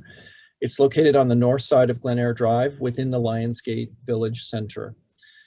The Lionsgate Village Center peripheral area housing policy identifies the site as being eligible for 3-story townhouse development at a density of up to 1.2 FSR. The proposal at just under 1.2 FSR complies with the peripheral area policy. Bylaw 8295 proposes to change the site's OCP designation from its existing detached residential designation to residential level 4 to accommodate the density of 1.2 FSR in accordance with the peripheral area policy. The OCP amendment bylaw would also designate the site within development permit areas for form and character and for energy and water conservation and greenhouse gas emission reduction. Bylaw 8296 would create a new CD 113 zone and rezone the property to accommodate the townhouse proposal. The project includes a land dedication of just under 5,000 square feet of area for the portion of the site abutting the Capilano River. This area is intended to be zoned for parks, recreation, and open space, and along with the land already dedicated as part of Phase 1, be transferred to Metro Vancouver for incorporation into the Capilano River Regional Park. The 15 townhouse units proposed are all 3 stories in height, with 14 of the 15 units as 3- and 4-bedroom layouts that would be considered suitable for families. The remaining unit is a 1-bedroom layout. 3 of the units have been designed with the potential for a lock-off studio suite, which allows some flexibility for the owners of that townhouse. The applicant is proposing step 3 of the BC Energy Step Code with a low carbon energy system and a mechanical system that does not rely in any way on fossil fuels. 1 level of underground parking is proposed, including 26 parking spaces for residents and 2 parking spaces for visitors. All of these spaces will be equipped to accommodate level 2 EV charging. The overall parking ratio, excluding visitor parking, is just over 1.7 parking spaces per unit, and access to the underground garage is from Glen Eyre Drive via the existing ramp that was built as part of Phase 1 of the project. A total of 30 resident and 4 visitor bicycle parking spaces are proposed, providing for 2 bicycle storage spaces per dwelling unit. All 3 bylaws are recommended for first reading this evening, and the OCP amendment and rezoning bylaw are recommended for referral to the required public hearing. That concludes my introduction.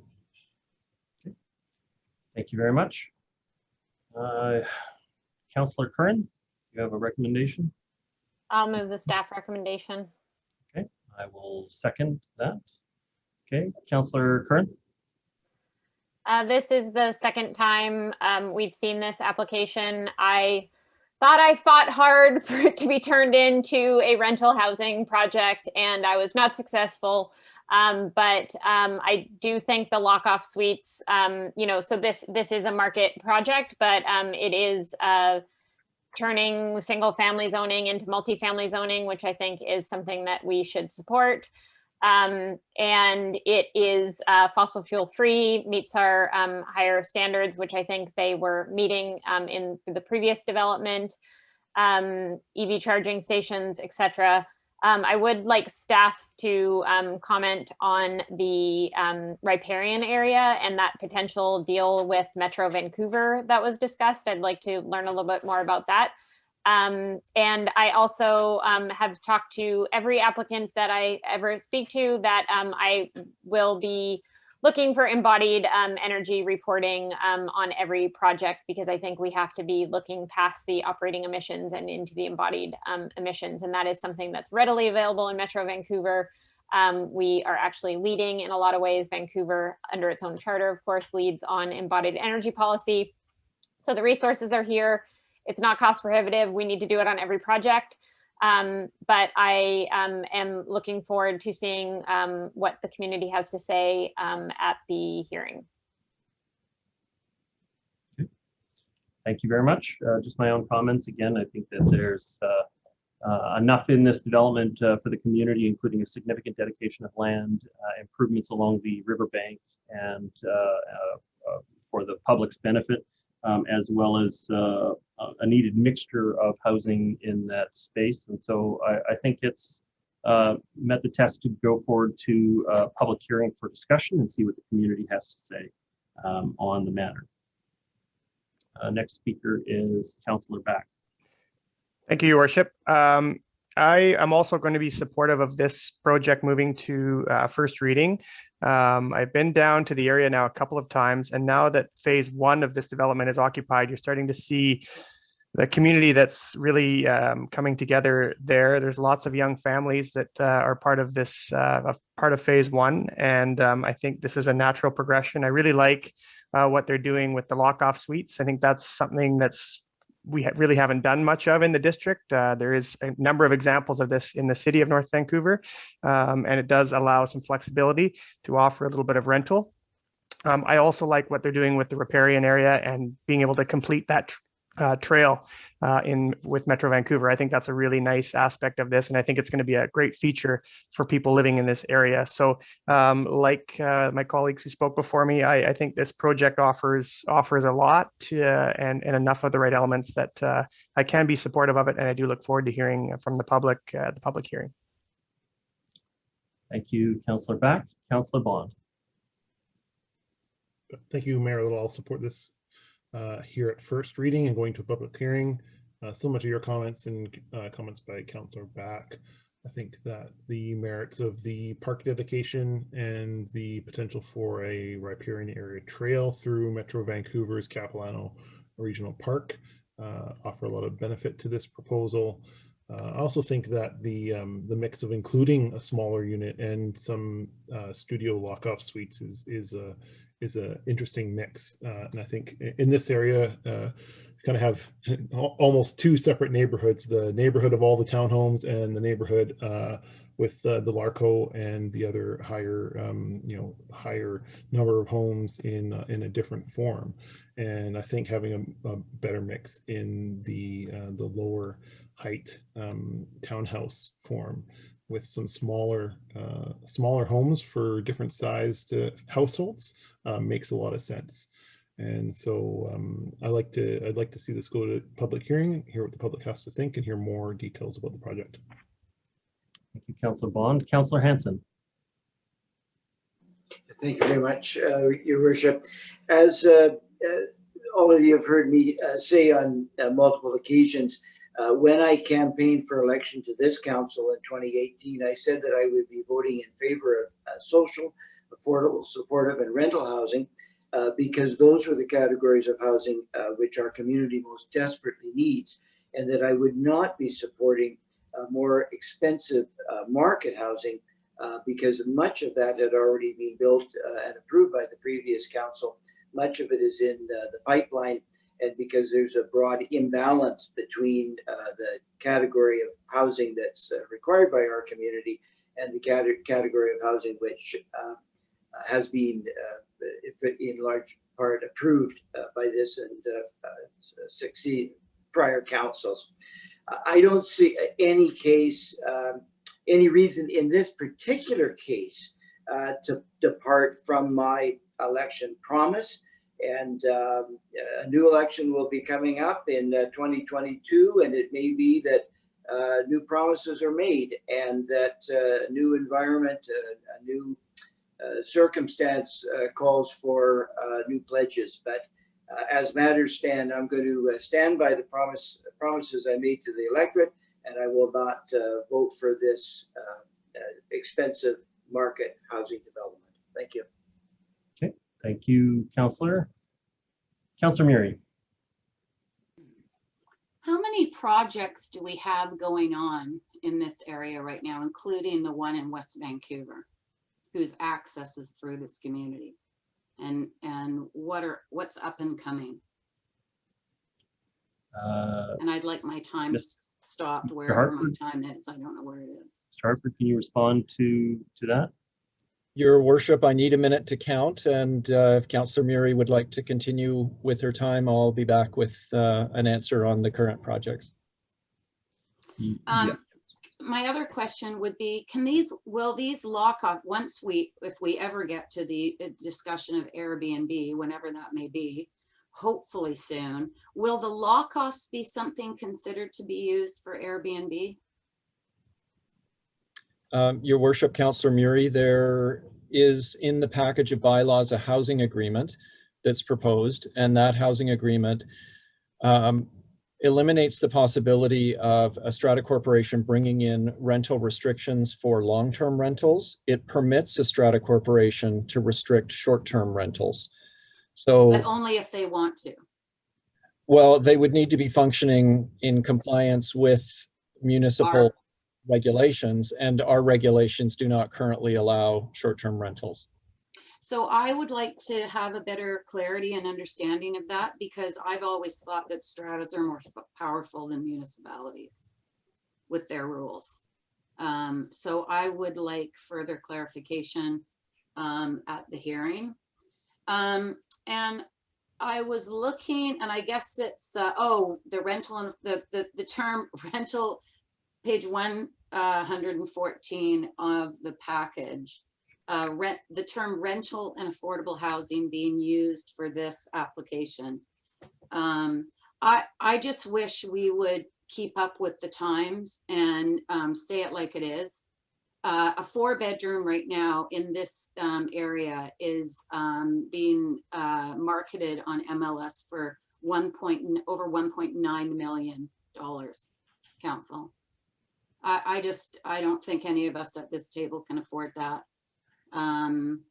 It's a big number. So, you know, this is, you know, and I have to say, the PC urban ones are quite appealing. They're lovely. I have driven down there. I'm disappointed with the street front and the lack of busyness, the fact that we can't even fit a tiny little coffee shop in at the Larco development. So we're gonna have a rec center and not even one little tiny coffee shop. I think there was I understood that one of the spaces that was available for lease was gonna be to a uniform company. I'm not sure if that's still reality, but that's what I was told. I think the mayor and I had a conversation about that, and I was told by staff that a rental uniform company was going to be going in one of the retail spots. I don't think that's what was envisioned, so I'm not sure how successful the vision for the area has been. But I guess this is the, and I also would point out, because we were quite concerned about the 2 residents on boats in the Cove, there's actually another family that will be displaced as part of this rezoning, that they're on a month-to-month basis. So we really need to decide whether or not displacement is something that's important to us or not.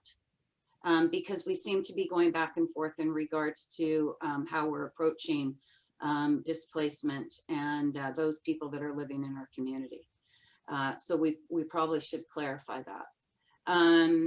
But I would like those questions answered. I think this community is sort of the reverse of so many of our other communities, certainly the reverse of Lower Lynn, where you know, we're not impacting existing residents because this community was completely flattened in regards to the development applications that have come over or been approved by council over the last several years. But it's now the new residents that are impacted by these developments. And certainly there's a couple that are going to take several more years to finish. So I won't be voting against not going to hearing. I would like to hear the answers to my questions at the hearing in that regard. And I would like to understand how we're going to be supporting the resident that is going to be displaced because of this application under the current temperature of the rental market right now. It's astounding. There are no affordable rental units in North Vancouver. In fact, it's actually probably cheaper to go rent in West Vancouver, FYI. So I would like to understand how we're going to be supporting this family that is going to be displaced as part of this application. Thank you, Councillor Murray. Councillor Do we Ford. have the answers to my questions, Mr. Hartford, as Oh, far I as thought the how many questions- projects are going on? The questions were for being answered at the hearing. Mr. Hartford, what info do you have available to you at the moment? Your Worship, Councillor Murray, I've made a note of the questions for response at the public hearing. The first question that was asked was around the number of applications underway in Lionsgate, and I do have that information available. We currently have 2 applications in progress at the detailed application stage, 1 application in progress at the preliminary application stage. There are 3 projects currently under construction within the District of North Vancouver, and as you noted, 1 project under construction in West Vancouver adjacent to Lionsgate for a total of 4 projects under construction. Thank you. Okay, Councillor Forbes.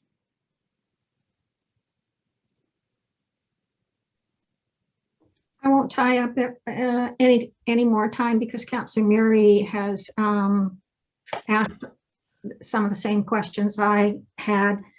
I'd only make one comment. I'm going to vote in favor to let it go to public hearing, and but I would like the developer to take a second look at the affordability, because yeah, I noticed the same thing as Councillor Murray. There is no affordability here.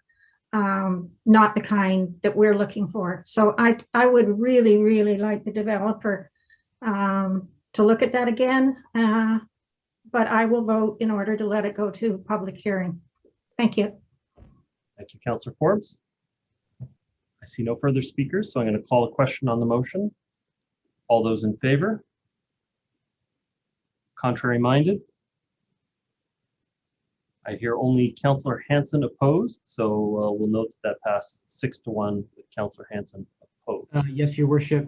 We didn't see a picture of Councillor Murray, and she did not speak in opposition, so I'm assuming that's an affirmative vote. I would say that that's the burden, is that if you're opposed, then you have to say so. Otherwise, you're considered in favor. Okay. Thank you very much, Council. Moving on, item 8.4 was passed in the consent. Item 8.5 was withdrawn during the consent, so it wasn't passed in consent. It's something that we're going to consider in turn now. So we have a development permit for 3729 Edgemont Boulevard, and on item 8.5 I have 1 speaker in favor. This is Julie Schuett. Julie Schuett, can you hear me? I see Julie. There we go. Yes, Your Worship, thank you. Welcome. You have 3 minutes to address council. Thank you. I do have a screen to share with all of you. That should be coming up any second. Should work. There we go. Can you all see that? Yes. Great. Thank you. Thank you, Your Worship, councillors and staff. My name is Julie Schuett, and I am a professional member of the Canadian Association of Heritage Professionals. In 2020, the applicants began interior renovations, at which point the roof was found to be in very poor condition. This repair led to further work, at which point a stop work order was issued. And since then, the applicants have been working with staff and have hired me, a heritage professional, to help them. This unit is part of a fourplex that was built in about 1950 and designed by architect Fred Hollingsworth. The building is listed on the district's heritage register, but does not have a statement of significance, although there is one for a duplicate building that is just across the street. Being listed on the Heritage Register does not provide legal protection, nor does it impose legal obligations on either you, the district, or on the owner. Canada has a strong set of heritage conservation standards, which, along with the SOS for across the street, has been used to assess this project. The two most important standards for this project are: do not create a false sense of historical development, and new work should be physically and visually compatible with, subordinate to, and distinguishable from the historic place. One of the reasons that this building has heritage value is that it was designed by Fred Hollingsworth, who was a pioneer in the West Coast modern movement. And in addition to other types of buildings, he designed a number of simple, elegant, and low-cost house designs like this one. The Heritage Advisory Committee reviewed the renovation work and made some comments. The first being that they wanted the original roof system to be retained, which is being done. The next is they would have preferred wood frame windows, but the vinyl frame windows that have been installed are in keeping with the original window pattern, size, and style of the house, and the white frames will be painted to match out the original. They also noted that the living room door and the side elevation was not lining up with the window frames, and so a new custom door has been designed and will be installed to address this comment. Additionally, they suggested that the exterior cladding should be stucco instead of the smooth, hardy siding that the house has now. As this is a renovation rather than a restoration project, the smooth siding actually works quite well because it gives a good indication that this is a contemporary addition. And lastly, they requested that a new and small railing system on the upper level should complement the heritage look, which it will. The district's urban design planner had a couple of questions as well. The first was if the new horizontal window on the second level was in keeping with the original design intent, which it is. And secondly, they asked if the double posts that are being used to support the extended roof at the entrance are in keeping, which they are. And finally, I'd like to just say that the work carried out on this unit is in keeping with the original design by Mr. Hollingsworth, which includes the expectation that these homes could be customized by each occupant. The applicants have designed a modest renovation that meets heritage conservation standards. It is, and here's that mouthful again, respectful of, compatible with, subordinate to, and distinguishable from the heritage values that have been identified for this building design. Thank you for your time and consideration. And if you have any questions for me, I'd be happy to answer them. Thank you very much. Council, the recommendation is that the development permit be issued. Sorry, I should check in any other comments from staff. Your Worship, I'm available if there are questions, but the consultant ran through the project in quite a bit of detail, so I'm available. Thank you. Council, looking for a motion? Okay. I'll move the recommendation. Thank you. I'll second. Second by Councillor Back. Councillor Hanson, any further comment on the matter? I have visited the scene. I did discuss the matter in some detail with the person who prepared the report for us. I don't see any harm involved in approving this development permit at this time.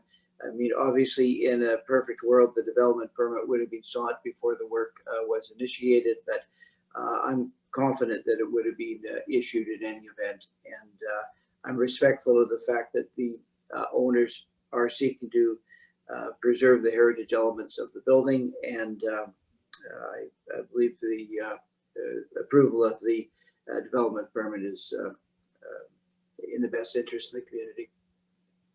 Thank you, Councillor Hanson. I believe it was Councillor Back that seconded. Did you have any further comment? No, Your Worship. Thank you. Councillor Bond. I just want to add that as Council's representative on the Community Heritage Advisory Committee, there was certainly some frustration at the committee that the work that was originally done went ahead without the permits. But that's not the matter that we're talking about today. That was addressed through the stop work order. So what Council is discussing today is whether or not the changes to the siting area plan to accommodate the recommendation are something that's in keeping with the direction that we want to provide. And I think the Heritage Committee did provide a significant number of comments, and you know, according to the presentation, many of those have been addressed. I know generally, the members of the committee would prefer restoration over renovation to keep as many of the original heritage elements as possible. But can understand certainly that that's not always the most economical or a desirable thing for the current occupants of a heritage building, especially if it's not legally protected, if it's just identified with heritage value as this one has. So I will be, I just wanted to make those thoughts and the expression from the Heritage Committee clear. They are included in the staff report. So I will be supporting this one. Thank you, Councillor Bond. Councillor Curran. Just a question from staff, and first a reflection. I think a lot of the mid-century architects, if they had understood the climate emergency, would have built decarbonized buildings. So I'm just wondering with renovations, if you could just clarify the policy in terms of how the operating systems, if there's any requirements for them to be low carbon on a significant renovation such as this, or how that works. Mr. Milburn, I saw you come on. Did you have a comment on that? Your Worship, the requirement, given that buildings are systems, applies to new construction. Renovations of this type wouldn't trigger an Energy Step Code lift. Thank you, Worship. Thank you. You know, Megan's brain is now figuring out how to figure that one out. But yeah, I will be supporting this moving forward. Thanks. Thank you. Councillor Forbes. Thank you, Your Worship. I will be supporting this. I would like to say I would have liked it if, being that it's a Fred Hollingsworth, I've been in one other of his homes, and I would have liked it if more of the original had been there, especially the framing around the windows. But in any case, I've read through the comments that were sent into council, and the neighbors and the neighborhood in general is in favor of this. So I'll vote in favor of it as well. Thank you very much. Okay, Councillor Miri. Well, I just always like to address the fact that people do things when they don't ask permission, and I just have a problem with that. You know, and these applicants had been in front of us and then went ahead, so it wasn't like they hadn't been connected with the municipality. And then a stop work order was put on the property. So somehow we are not communicating how this works to people that are coming in, and maybe they're doing it, you know, ignorantly. Maybe they're doing this knowing that they're not asking permission, and they're going to try to get something done because of, you know, economic reasons or whatever it is. They just don't want to spend the time. But somehow there's a breakdown in communications between our you know, departments, our planning departments, in making it clear how all this works. You know, there was a comment that maybe they went ahead in this regard for economic reasons. And I just, you know, I just think that this is a sad day when restoration of architecture like this is not clearly understood. The value of restoring this building is so much more in the future than the savings of some dollars today. I mean, let's face it, we are, you know, we're a luxury community right now. It's spreading, right? Certainly the Upper Capilano is, you know, you got to have deep pockets to live up there. There's no affordable housing anymore. So, you know, admitting that, let's just make sure that people understand what they're building, and the loss of this Hollingsworth and not restoring it is an economic loss. Actually, you got to spend money to make money, and the fact that they're not spending the money to restore these buildings, and I get the neighbors' issues and I get the concerns, they've been left for years. But these, you know, postmodern examples are few and far between. They are stunning pieces of architecture, and they should be really, I think some of the people that are purchasing them really don't know what they have. They are jewels, and they will be the ones that will be saved, and the ones that will have time and restoration put into them will be the ones that truly, you know, have significant value in the future. I think, unfortunately, there will be that, you know, people will look back and go, you know, it was a loss that they weren't restored to their true caliber, and it's a shame. Anyway, those are my comments. I have some similar comments to Councillor Murray. I think that you know, it's unfortunate that the original owner either didn't enter into a discussion with the district in good faith to follow through with developing a plan for this site, and ended up deciding to renovate the property without permits in place, which seems so very intentional, and I have a hard time rewarding that. It's what it does is it puts a target on the back of the heritage buildings in our community if the district won't take further punitive action to be able to stop their destruction. And so it's a very difficult spot that we get in. I understand that this was not designated property, and the district has to do more to incentivize people to fully protect a property. But these Hollingsworths represent something very special in our community with the West Coast Modern Design in and around the Edgemont Village particularly. So I'm having a hard time with this because I have no interest in incentivizing this kind of behavior. I think that it's disrespectful to all of the people that actually do go through the process properly and do comply and do work to find a solution to it. I'm cognizant of the comments from Jennifer Clay about the challenges of the HRAs, the Heritage Revitalization Agreements, and being able to bring them to fruition. I understand that that is a complex situation that has not been terribly successful with the projects that have come forward to the district. And it's such a daunting task to bring a project forward into that. But I just have a hard time supporting somebody who is so disrespectful to the people that actually do follow the process and work with staff to come to a solution. I think in the end, the project is not something that I'm offended by. I mean, I think it's definitely taken into account the heritage style of the West Coast Modern buildings, and in that respect, it's been faithful to the original.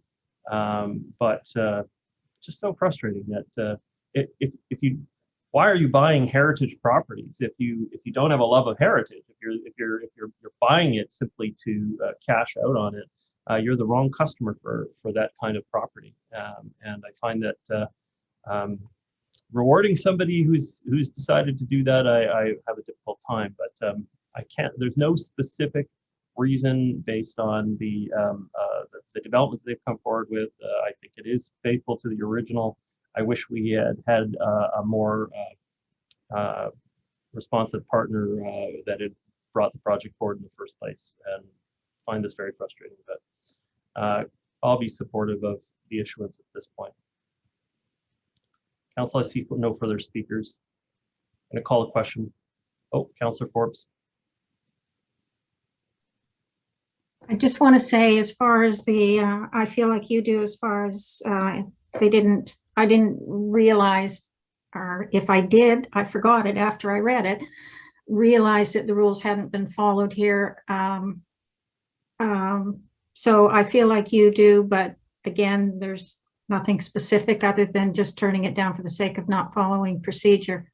So I hate to see us rewarding it too, but on the other hand, as you say, they have sort of stuck to the Hollingsworth design, but it certainly would have been better to have an original sitting there restored. That's all. Councillor Forbes, Councillor Murray. Have there been, did we double the fees because of the stop work order? Have there been fines in regards to the fact that we had to put stop work orders, and are these fees for the permit have been doubled based on our policy that we once had? Is that, we still have that policy, right? Mr. Hart, for punitive actions.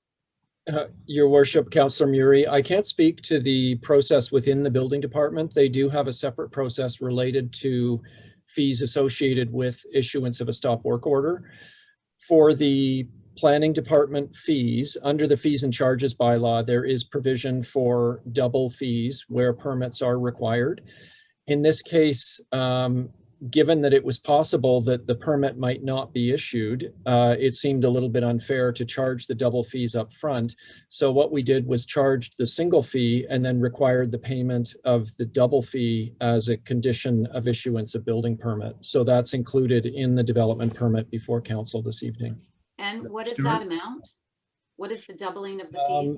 The base fee is just under $3,000. So doubling that would be just under $6,000. Yeah, this is another thing. I mean, we need to talk to the province about this in, our fees. These kind of numbers are just the cost of doing business, right? When a doorknob is, $3,000 or $6,000, it doesn't hurt anybody anymore. There's no encouragement for them to follow the laws of the land when fees are that low. I think we should review that going forward because, time is money. And when building is slowed down, then that slows down the bottom line. And there's some big bottom lines that people are making in this community. So, this has certainly cost us well above $6,000 to deal with this issue and manage it. And they'll be the victors. So I think there needs to be a review of these fees and charges, and certainly, take it up with the province, tell them what we're dealing with. There's all sorts of examples of this is just the cost of doing business. Take down a tree. Oops, sorry, forgot to take that. We didn't mean to take that one down, too late. We went ahead and built, a wing on a house. Oops, sorry, we didn't know we weren't supposed to do that. Fine us. The fines just don't deter anymore. They're so out of keeping with what's actually going on wrong. And you know what? There's people that stand in line and wait to follow the process, wait to follow the rules. And how does it impact them?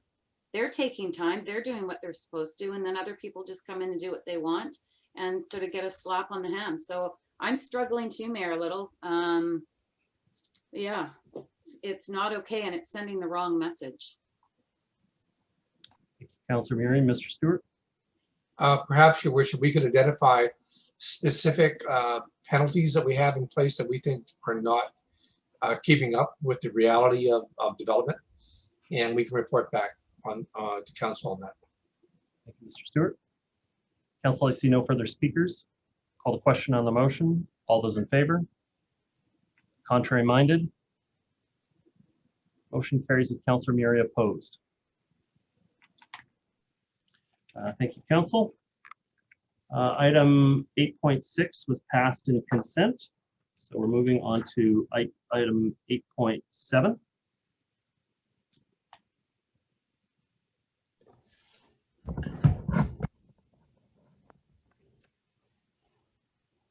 Yes, okay, here we go. So on to item 8.7. This is the 3073 Frome Road withholding demolition permits. We have a comment from staff. Mr. Milburn, do we have a comment from staff? Your Worship, Ms. Adva has some brief introductory comments, after which we'd be happy to answer questions. Thank you, Ms. Adva. Thank you so much. Good evening, Mayor Little, councillors, members of the community, and staff. The owners of this property at 3073 Frome Road have applied for a demolition permit. This house is at the corner of Frome and Shakespeare Avenue. The house sits on 3 lots, and the house is on the district's community heritage register. Our register has about 130 properties that we recognize for their heritage value or character. This house is called the Gillett House. It was built in 1922 by a local carpenter and a long-standing owner. It has a veranda that stretches across the front of the house, and another character-defining element is the gabled dormer on the 2nd story. You can see a picture on page 2 or page 294 of the agenda. The house is an example of residential development in North Vancouver at the time between the two world wars and during a time of what was called brief normalcy before the Depression. Being included on the register allows us, a local government, to monitor and encourage heritage. However, it does not prevent the owners from redeveloping in accordance with existing laws. The owner has previously explored redevelopment in 2016 through a heritage revitalization agreement, as we heard, which did not proceed. At this time, the owner has let staff know that he does not wish to re-engage in a revitalization process and has applied to build 3 single-family homes with secondary suites. Our Community Heritage Advisory Committee reviewed the application last month and were concerned about the loss of this heritage register house and encouraged deconstruction or salvage options to be explored. Staff are recommending tonight that Council directs the Chief Building Official to continue to withhold the permit in accordance with our Heritage Procedure Bylaw. This allows time for salvage to be explored. Thank you. Thank you very much. And I have first speaker up is Councillor Murray. Do you have a recommendation? I'll move the recommendation. Thank you. Is there a seconder on the matter? Councillor Bond, I see your hand first. So Councillor Murray, your comments? Yeah, I mean, just exactly what my comments were to the previous item. I don't think developers understand what they have here. And, you know, the special context of keeping a heritage house as part of a redevelopment. We've had examples, and I remember, I think, Mayor Little, you were on council when we dealt with the ones in Upper Lonsdale, the carriage houses that were attached to the school. Right? Do I have that right? Yeah, it was, those heritage or carriage houses, oh my God, it was the example of carriage houses, and the carriage houses, you know, were actually probably as big as this house right here. But the value that has been gained over the years on that property, because we were able to keep those heritage examples, is invaluable. It's absolutely invaluable. It sets it apart from every other development in the community. There is an economic value to keeping these older houses in place. It is the direction of redevelopment, to be able to capture the past, but also create something unique, create a unique opportunity for buyers instead of just turning around, mowing it down and slapping up 3 houses that are, you know, even if they're different, they all end up looking the same. They're all set back in the same way. There's no interest, and buyers are pretty savvy these days. I mean, you can't turn on television without seeing 42 home improvement shows. And the majority of those programs are taking older houses and renovating them and making them very unique and applying them to the character. You know, I speak directly to the developer in this case. You've got, again, another diamond in the rough, and you could create something very attractive and very interesting and very appealing. And there's those deep pocket buyers in our community right now. And that's good in some ways and bad in other ways, because we're no longer affordable. But I will say I am disappointed that the only option is deconstruction to save this house. There are examples all over the place of municipalities and owners selling these heritage houses and moving them. And we have lots that are available. And I would like staff to explore if we cannot get through to this developer and negotiate something that is feasible, and make them understand that it's not just about the density, but it's what you're building that attracts those buyers to these properties and the unique character of them. But if that is not successful, and I hope it is, I hope they really think about this. I want us to be able to look at actually moving this house to a lot, renting it out, creating a housing out of it. We've got empty lots throughout the district. We could move this house. I'm sure there'd be possibly somebody that would be happy to buy this house and restore it. And often landowners that have old heritage houses, look on the Nickel Brothers website and you will see dozens of examples of heritage homes that have been purchased for, you know, $5,000 and then moved to another lot that's appropriate. In fact, we have a local developer in our community that moved one from Seattle, I think, into the district on a barge. So, you know, let's be a little bit more open to saving the house before we're quick to say, oh, let's just deconstruct it. You know, maybe we could actually keep it a house, put it on a flat deck, and somebody could live in it. Maybe 2 families could live in it. You know, maybe the families that we're displacing could live in it. So I would like to amend this motion. Do you require an amendment, Ms. Atfa, for that direction, or Mr. Milburn? What would you like? I don't think you have to amend the current motion, Mr. Milburn. Withhold and then provide opportunities for looking at, in the case that negotiation is not successful, although I want us to give it the old college try times 100, that we look at the opportunity of actually moving this house and identify some maybe district lots that would be appropriate to accommodate it. And it happens all the time. It doesn't have to be complicated. People move houses all the time. We can do it. Let's try it once.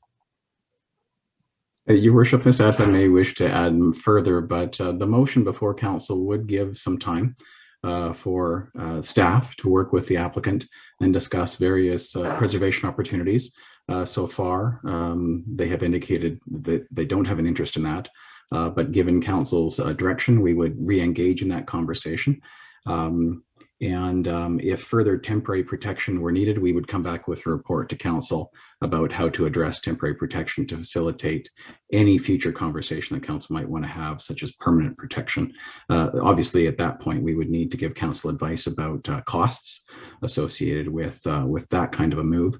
But the motion before council does give some space and time for staff to have the exact conversation that Councillor Muri is suggesting that staff have.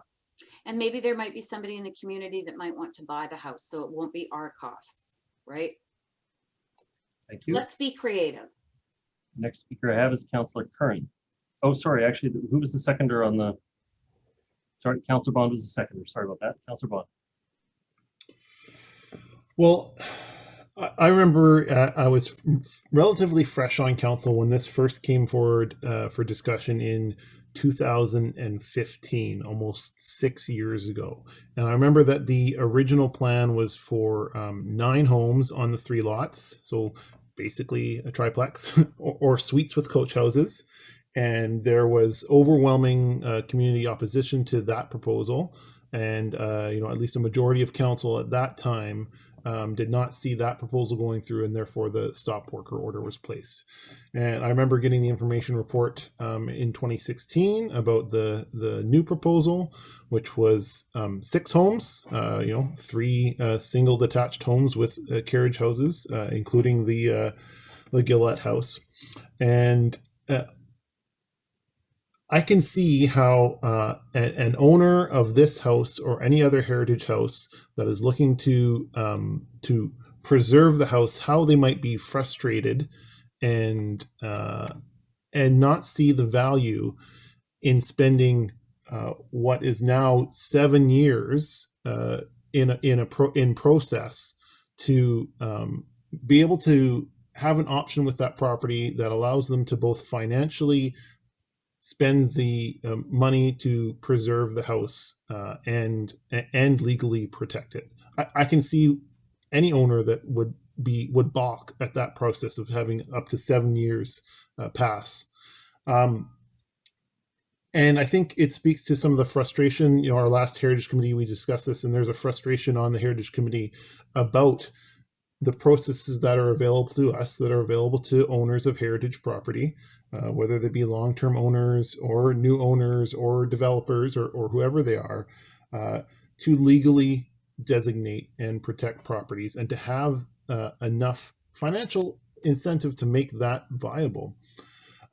So I might have seen it in the report that moving the house is not necessarily, that's already been assessed and it's not necessarily viable because of the size and other things. So I think that issue has been already assessed. But another creative idea would be for council to negotiate with the current owner to buy the property and legally designate ourselves.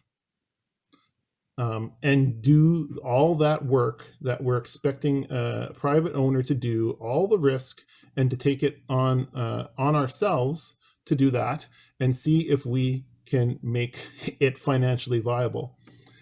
And if we can't, well, then the process is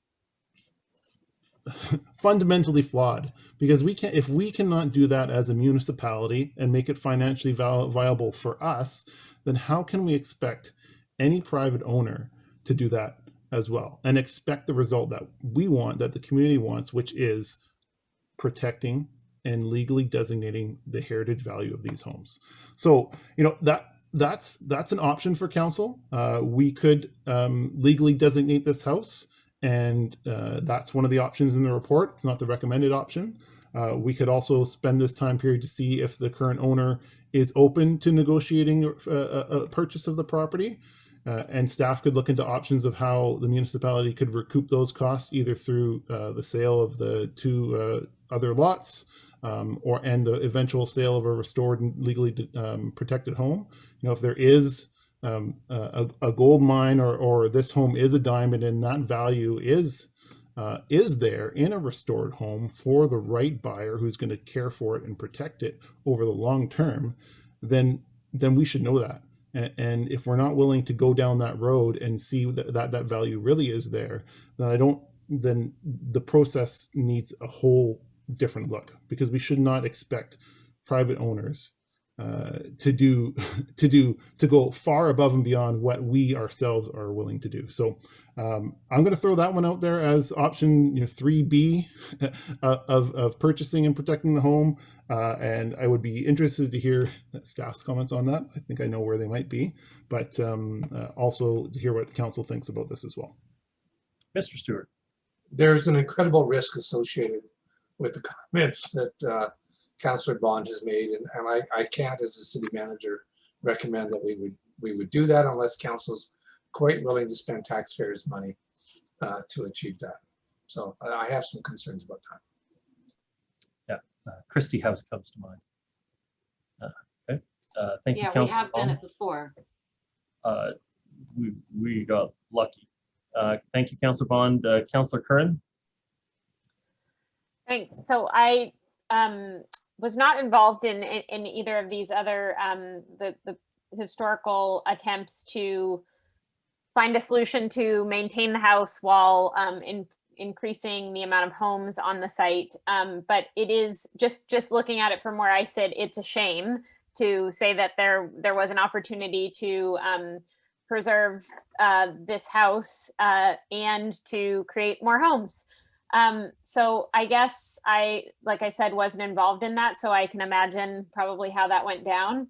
I do support staff's recommendation to try to find some alternatives. I think, you know, we have providers, service providers in our community that rely on single family homes for group homes. And so the idea of potentially moving it and restoring it and creating a daycare and a home for someone is appealing. And because we do have some potential lots, if that was the last case scenario, it sounds like the applicant is no longer interested in pursuing the retention of the home with the addition of multiple homes, which I think is unfortunate. And it sounds like somewhere along the way the system isn't working if that's the case. And Councillor Bond said 7 years, so that seems so like I'm sad to see that the outcome of this could be that we replace we get 3 single family homes when we could have done more with multifamily homes in that location, and have the opportunity to retain that. I think I've said that before. So I do think at the end of the line, if it does end up there, I appreciate staff's comments about looking at salvaging versus demolition. I think that's important. We had a presentation about deconstruction and about the value of that lumber. If it's a 1920 home, there's definitely going to be some old growth, or not definitely, but likely old growth lumber in that home that could be turned into other projects in our community. So I definitely support that. But it sounds like, are we just providing staff direction to issue this, not necessarily specifically what the outcome of that is going to be? Because it sounds like there's council's proposing a few different options. I think your comments are helping staff better understand what council expects in that time that we're buying. But the specific direction we're going for tonight is on the withholding permit. And, okay, that yeah, and I am supporting that to try to come up with maybe a better solution than a demolition. In our existing bylaws, it would be a demolition of that home and 3 single-family homes. Is staff able to speak? And I know Ms. Atwood, that was also before your time, the original. But was it just the common concerns that we hear? I think that was in the report. So just. Can we just be clear about one thing before you comment, Ms. Atwood? I believe this house changed hands in 2017. So the original proposal came forward with a different owner 7 years ago, and then they sold it to someone else, and the more modified proposal is a different owner. Is that accurate, Ms. Atwood? Thank you, Your Worship. My understanding, and I was not here either, but in reviewing the notes and talking to the heritage planner, my understanding was it's the same owner at the time. I have, my record says 2017 it switched hands. So I don't know. Anyway. So okay, I guess the point is that so in 2015 there were 9 units proposed maintaining the home. In 2016 there were 6 units. Then it was reduced to 6 units with an FSR of I guess 0.65, and then I'm trying to understand what happened. Oh, so then that was still met with resistance, and so now we're here. Okay, so the scaled down version apparently met with the same. Is that accurate? Okay. Just generally, that's unfortunate. I find that we need to find a different way to talk about this. Like we can't just keep replacing single family homes with single family homes. And so it's disappointing when that happens. And in this case, especially when we have an opportunity to, do something creative with that space. So I'm glad that staff has some more time to look at some other options because it seems like our existing policies are not yielding the results that we want. So I look forward to seeing what we can come up with. Thank you, Councillor Curran. I will just make one comment before we carry on. So we're now at just about 10 o'clock and we still have 3 items. So I see that the full suite of councillors wanting to discuss this issue, but it sounds like everybody's in support of withholding the demolition permit. They just want to add other comments on it. So maybe we can focus on what the motion is before us for the remainder of our comments. Councillor Hanson. Yeah, thank you very much, Your Worship. I have said before that I would support greater district resourcing for the protection of heritage. And I also agree with the comments that have been made that the existing program or framework for heritage protection does not seem to be achieving its intended goal. I visited this site in 2015 when I was recently elected to council along with Councillor Bond. I more recently visited the site as well.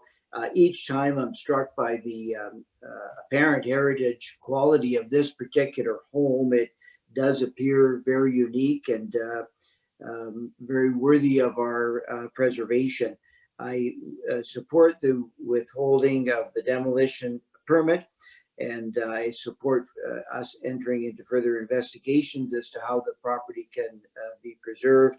And as I said at the beginning, would support without defining the exact parameters, but I would support greater resourcing, expenditures of funds if necessary to some degree to ensure that these types of treasures are protected for all peoples and all time. Each time that I visited this site, I was struck by the fact that once it's removed, it will never be replaced. It's an entirely unique historical artifact. Thank you very much. Councillor Hanson, Councillor Beck. Yes, thank you, Your Worship. I'm also quite familiar with this site. I live just a couple of blocks away and walk past it quite frequently. I certainly appreciate what's worth preserving here. It is a beautiful old home and appears to be in relatively good condition, at least from what you can see from the exterior. But I thought Councillor Bond did a very good job of just laying out what's actually possible, and the fact that this applicant has been trying since 2015 to preserve the house and add some more density in order to do so, and has done so in a couple of different times, speaks to the fact that the system isn't, we're expecting applicants to do something that's not really possible. So I know my colleagues have said that, and I agree with them. So I support the staff recommendation, but I do think we need to look at the overall policy and how HRAs can actually work. Ms. Atva, your hand is up. Did you have a response or comment? Thank you very much, Mayor Little.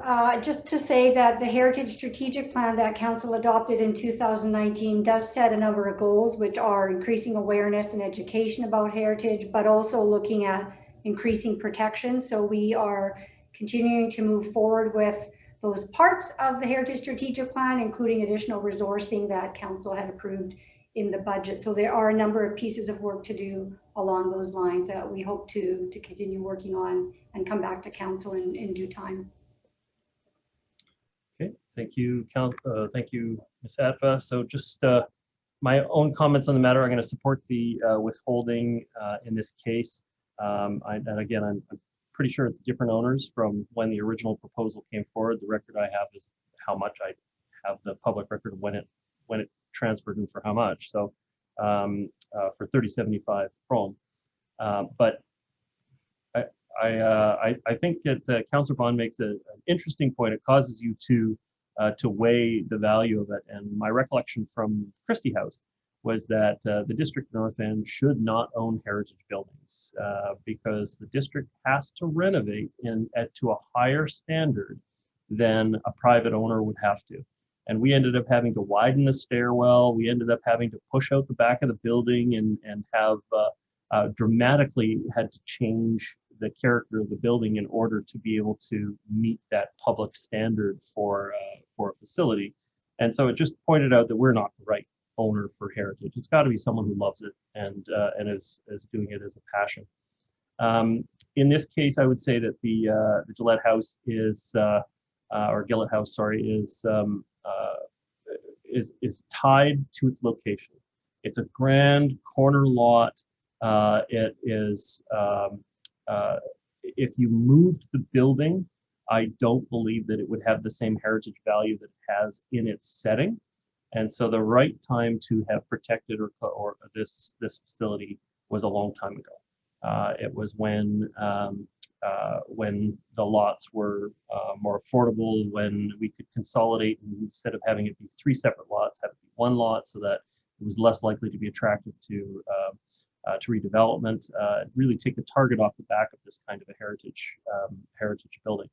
But the original proposal was not close to what I think the community would have supported, and so I get that people say, well, we were so close to protecting the heritage, but adding all that additional density into a street that is not contemplated for increased density in our official community plan is something that we would definitely have to wrestle with the community on. But I don't think that the appropriate thing is for the district to become owners of these properties. The Christie House, we got lucky on. It was only because of the value, the appreciation and value in the time that we owned it, that we were able to overcome the losses from the extensive costs from holding that property and renovating that property in a way that I don't know necessarily preserved the heritage characteristics of the building. I don't think that that's the role the district should be playing. Instead, we need to look at other ways to protect the most important pieces of heritage in our community, and we do have to address this issue of heritage revitalization agreements taking too long and not being a viable alternative for people. I'll be supporting the withholding of the building permit, or sorry, the demolition permit. Councillor Bond, further comments? Just briefly, Mayor Little and Mr. Stewart's response to my suggestion, I think make the point I was trying to make exactly clear. We cannot expect or hope or shame owners of these properties for not preserving them if we, as the municipality who has the authority over the land use entitlements for the land and could add additional density ourselves under our own processes, think that the process is too risky and we might lose too much money. It is totally unrealistic to expect private owners to go through that process if we are not willing to do so ourselves. I still think, and this happened the last time we had a Heritage House demolition permit hold in Upper Lonsdale. The third option here is to designate the property and compensate the owner based on the apparent difference in value. We have not gone through that process. We have not explored that process. I always hear that that the value loss is something significant, but we don't know. So I'm not going to support the.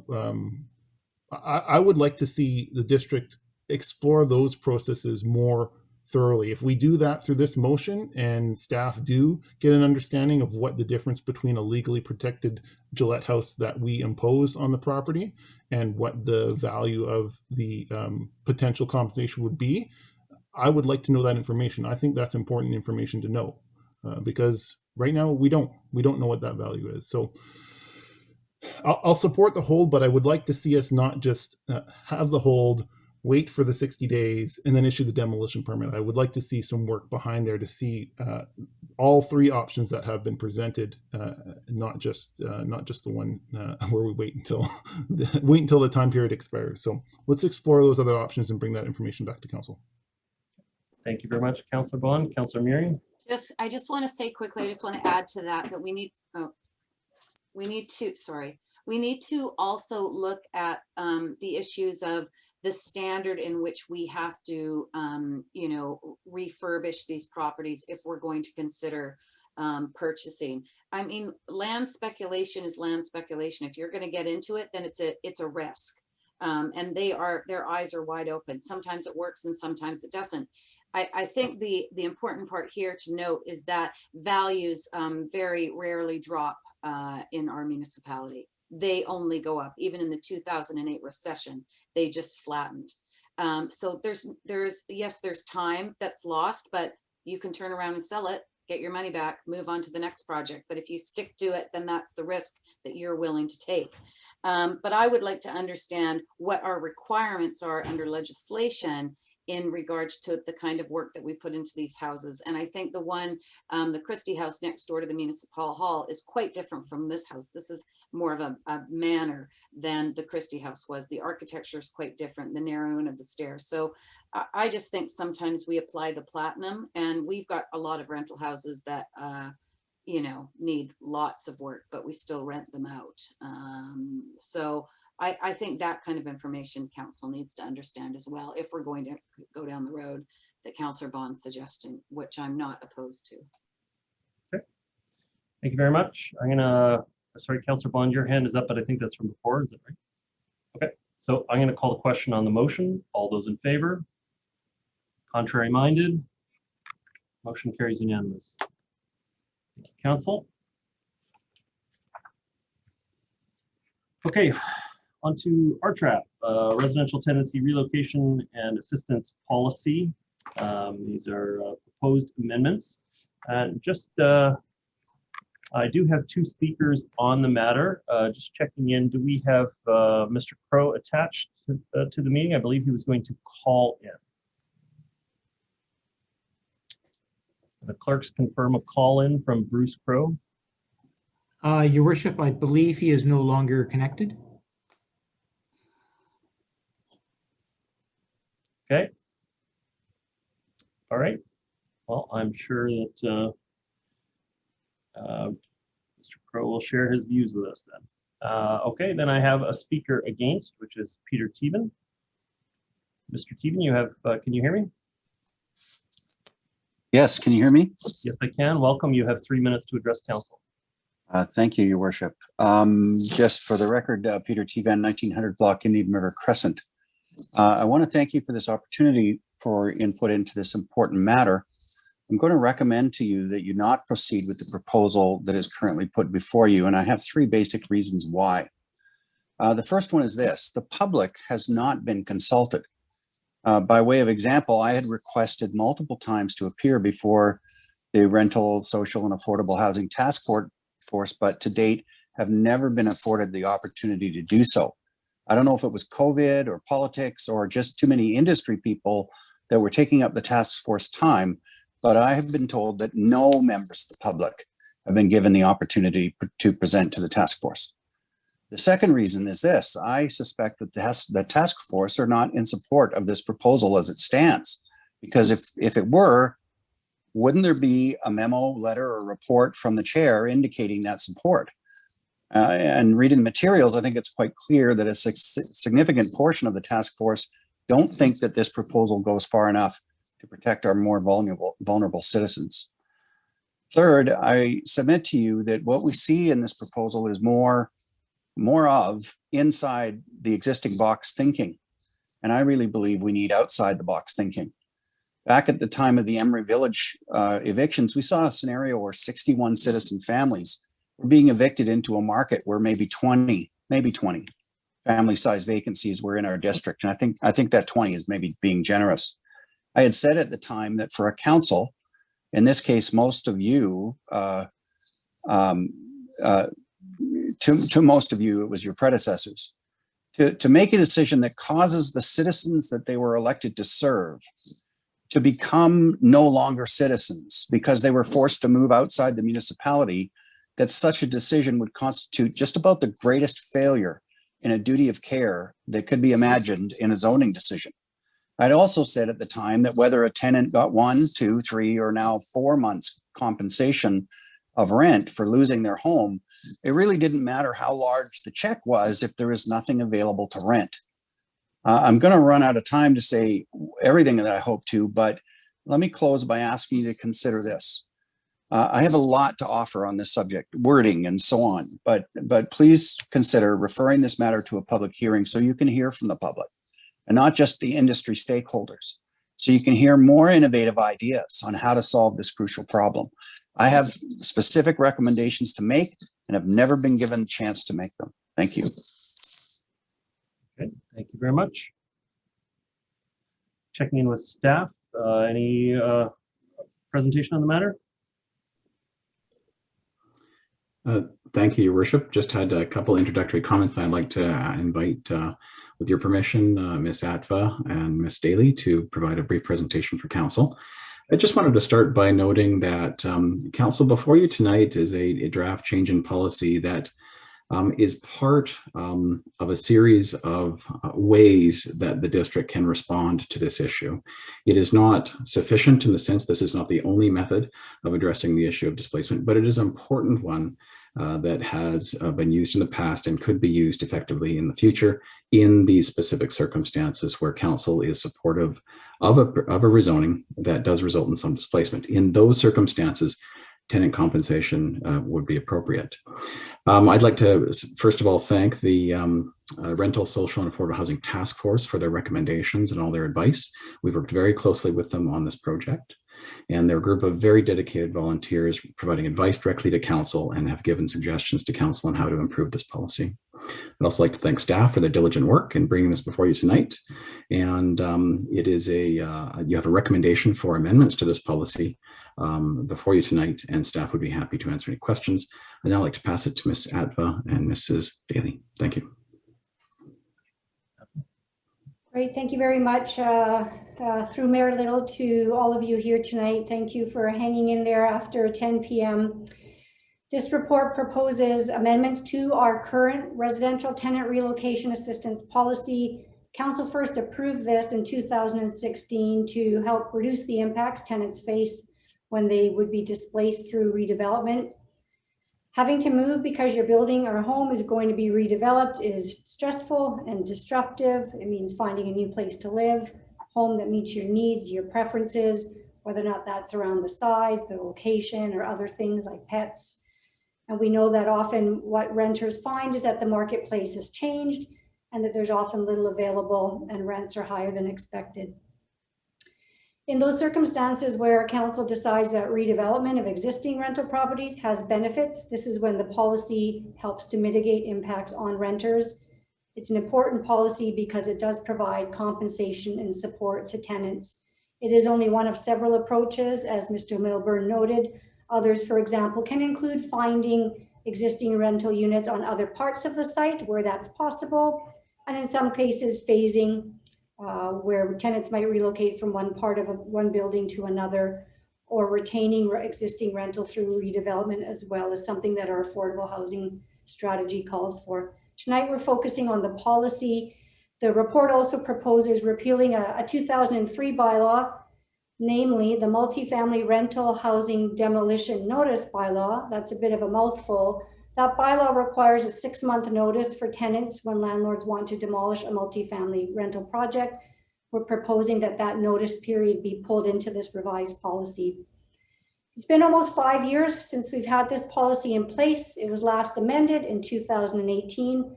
The change at that time was to make sure that the policy would apply when 5 or more single family homes or rented strata units would also be subject to the policy. So not just existing purpose-built rental.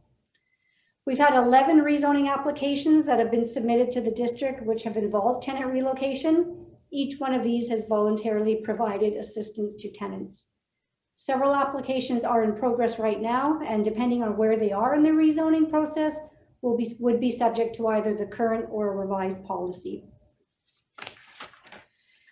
In 2019, the task force, the Rental, Social and Affordable Housing Task Force, was formed. And as you know, one of their mandates was to look at tenant relocation policies.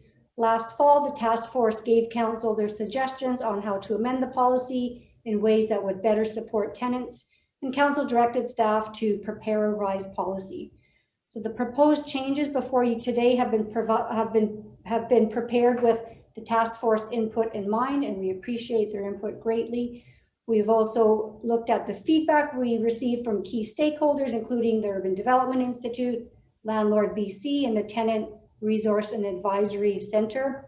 And we've also looked at a number of other municipalities' experiences with tenant relocation. So I want to say that we do acknowledge that the task force has requested stronger language in the policy, for example, making it saying must rather than may. And they've also looked at compensation and elements of that should be mandatory, and perhaps strengthened. The policy is voluntary. We negotiate it as part of rezoning. That's what we have the legal authority to do at this time, but it's still a powerful tool, a policy tool that sets out what our expectations in the district are when it comes to tenant relocation assistance. Once council decides to approve a rezoning that might involve a rental displacement, and those conditions that council agrees to in this policy are actually made into legal arrangements through covenants, etc. This is to make sure that those conditions actually get achieved. So what I'm going to do now is turn it over to Ariel Dali, Planner and Community Planning, who will give us some specific detail on the changes that are being proposed. And we promise to keep it as short as we can given the time frame. Thank you. Good evening, Your Worship and members of Council. The amendments to the policy that are proposed strengthen the existing residential tenant assistance measures by clarifying the district's minimum expectations for supports offered to tenants. These amendments include an enhanced tenant assistance package with specified financial and relocation supports. The financial supports include an increase to the minimum financial assistance from 3 months rent in the current policy to 4 months rent, a $35 per month residency bonus for each month that the tenant has resided in the building, and a flat rate moving expense ranging from $1,000 to $1,500 based on the number of bedrooms. The relocation supports include specifying that the tenant relocation coordinator find 3 comparable rental units with the same number of bedrooms that best meet the tenant's needs and preferences and help tenants secure units by providing references and setting up viewing times. Monthly rents for these comparable units should be no higher than 10% above the tenant's current rent, which is the provision in the current policy, or 10% above the Canada Mortgage and Housing Corporation, CMHC, median rent for Metro Vancouver, whichever is greater. This acknowledges that in some cases for long-term tenants, there may be no units available in the market that are within the threshold of 10% above their current rent, and fills the gap on what our expectations are in that scenario. Further, the proposed policy specifies the ability for dispute resolution when the tenant doesn't feel an appropriate selection of units was provided. The tenant assistance package also includes a lengthened notice to vacate period of 6 months, which we are bringing in from the multifamily rental housing demolition notice bylaw mentioned earlier, and first right to rent in the new building or buildings, and first right to purchase if there are shadow units on the site, including a 5% purchase discount. Other changes to the policy include added clarity on when the policy applies, expectations for communication with affected tenants, and requirements at time of submission of a detailed planning application. The proposed changes to the policy achieve Council's desired outcomes to minimize impacts to tenants, address the community's concerns, provide clarity for applicants about Council's expectations, and certainty for Council, the community, and tenants on what will happen as a consequence of redevelopment. These amendments are intended to create a more equitable policy that adequately supports existing tenants and can be implemented and administered in a viable manner. With your worship's permission, I would like to turn it back to Tina Atva. Thank you very much, Ariel. Through the mayor, we appreciate this chance to describe to you the proposed policy changes. We appreciate the hard work of our task force and the other stakeholders who gave their thoughtful input to us. We believe that this revised policy is appropriate for the district. It will help us respond to our shared objectives around accommodating the needs of people at all stages in their lives, and in particular assisting tenants in finding alternate and affordable accommodation with compensation. We will be watching as staff what may happen with future changes in legislation and what we are able to do and adjust as needed. The two recommendations are that Council approve the amended residential tenant relocation assistance policy that's described in the report, and that that long name bylaw is given first, second, and third reading so that it can be repealed with that 6-month notice brought into the current policy. Thank you very much. Ms. Atha, Mr. Stewart. Your worship, just a quick comment. Maybe staff can comment on as to whether or not this in fact exceeds or meets the legislation that we're working within right now, because I think there's going to be an obvious desire to exceed these recommendations, but I'd like some clarification as to whether or not in fact we can legally do that right now. Mr. Milburn. Your worship, this falls within the same area of scope as community amenity contributions. So this is under our general administrative powers to negotiate essentially ways to mitigate the impact of a potential development through the rezoning negotiation process. So there isn't a specific fee provision in the Local Government Act or Community Charter or other act that would enable this. It is really under our general administrative powers to negotiate. Thank you. Okay, thank you. So at this time, Council, noting the time 10:21, I'm going to move that we extend the end of the meeting to 11 o'clock. So moved. For that, seconded by Councillor Murray. Call the question on that. All those in favor? Contrary minded, motion carries. And then I'm going to go down the list here. I need to just run out for a brief bio break here. And so I'm going to turn the meeting over to Councillor Back as the acting mayor. But I have speakers Councillor Murray and Forbes lined up. Okay, Councillor Murray, want to go ahead?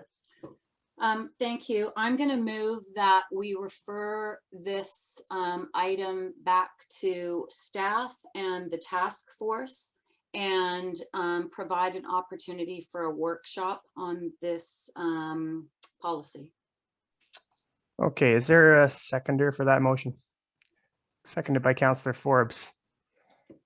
Thank Okay, you. Councillor Murray, go ahead. So I think the task force has come forward in regards to a number of concerns that they had during the discussion with staff, and they're noted in the minutes within the package on the item.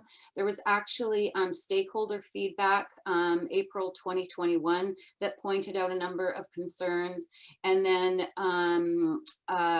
the concerns from the April 29th meeting 2021 from the task force were pointing out a number of concerns.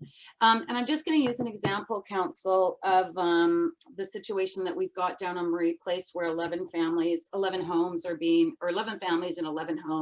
are being evicted based on a short-term tenant agreement for a developer who has an application that's not coming forward until September. And one of the issues with that is the fact that there was a commitment made in several ways that they wouldn't be evicted until permits were received for the project. And the project has yet to receive even first reading. My understanding from staff is that the project is coming forward in September. This zoning process could be well in excess of a year. They get their development permits. They may not even get that for 2 years. And yet these families are being evicted at the end of July. They've been given notice.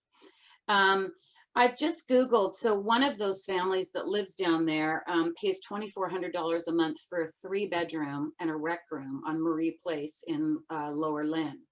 I've just Googled minimum $2,400 and maximum I've done $2,650 based on the 10% increase to that amount. And nothing shows up on the North Shore. Nothing. I have included pets in that, which is absent in this document, I think, and maybe it's not. If there's somewhere that we talk about pets, because certainly we had a lot of families in Emery that had pets, Mountain Village that had pets, and I'll tell you right now, the rental market. There's so many people looking for rental units because so many people are selling their single family homes because the market is so hot that the new landlords get the pick of the crop, and they're picking the ones with the least amount of impact. If you don't have pets, if you have pets, we're not going to rent to you. There's very few places that will actually take pets. And then, you know, if they can get an executive couple with a goldfish, they're going for that one first, and not necessarily the bigger families and the families with pets. So that's a huge problem.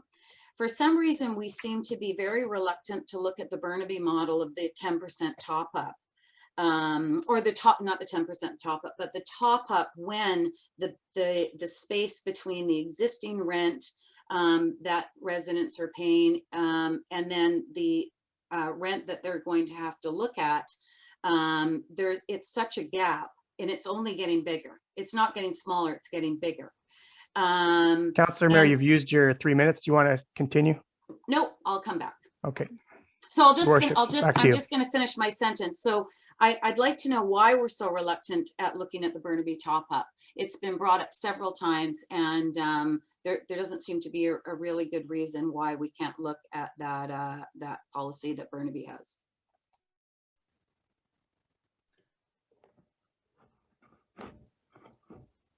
If I could make a couple comments there, if that's appropriate through the chair.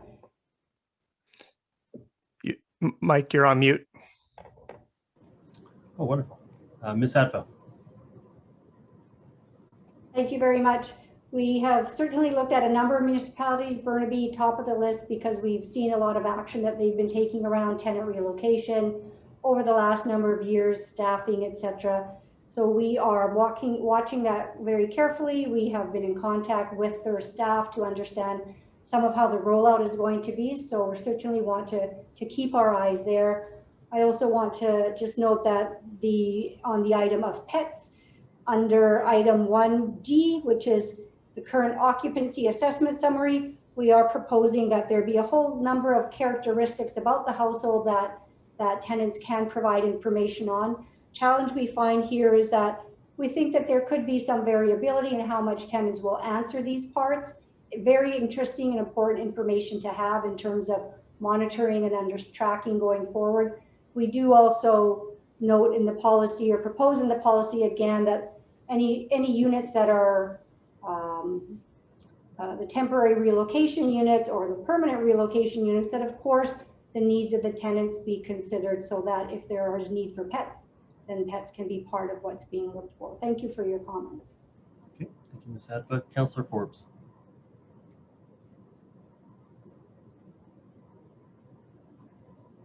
Thank you, Your Worship.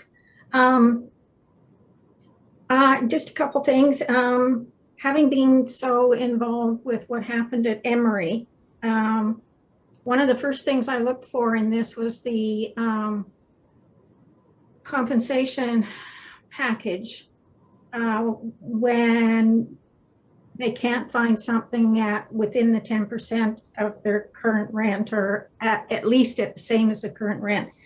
And this 10% at current rent, or 10% above CMHC median rent for Metro Vancouver, whichever is greater, still doesn't satisfy the cost of units that are being rented now on the North Shore.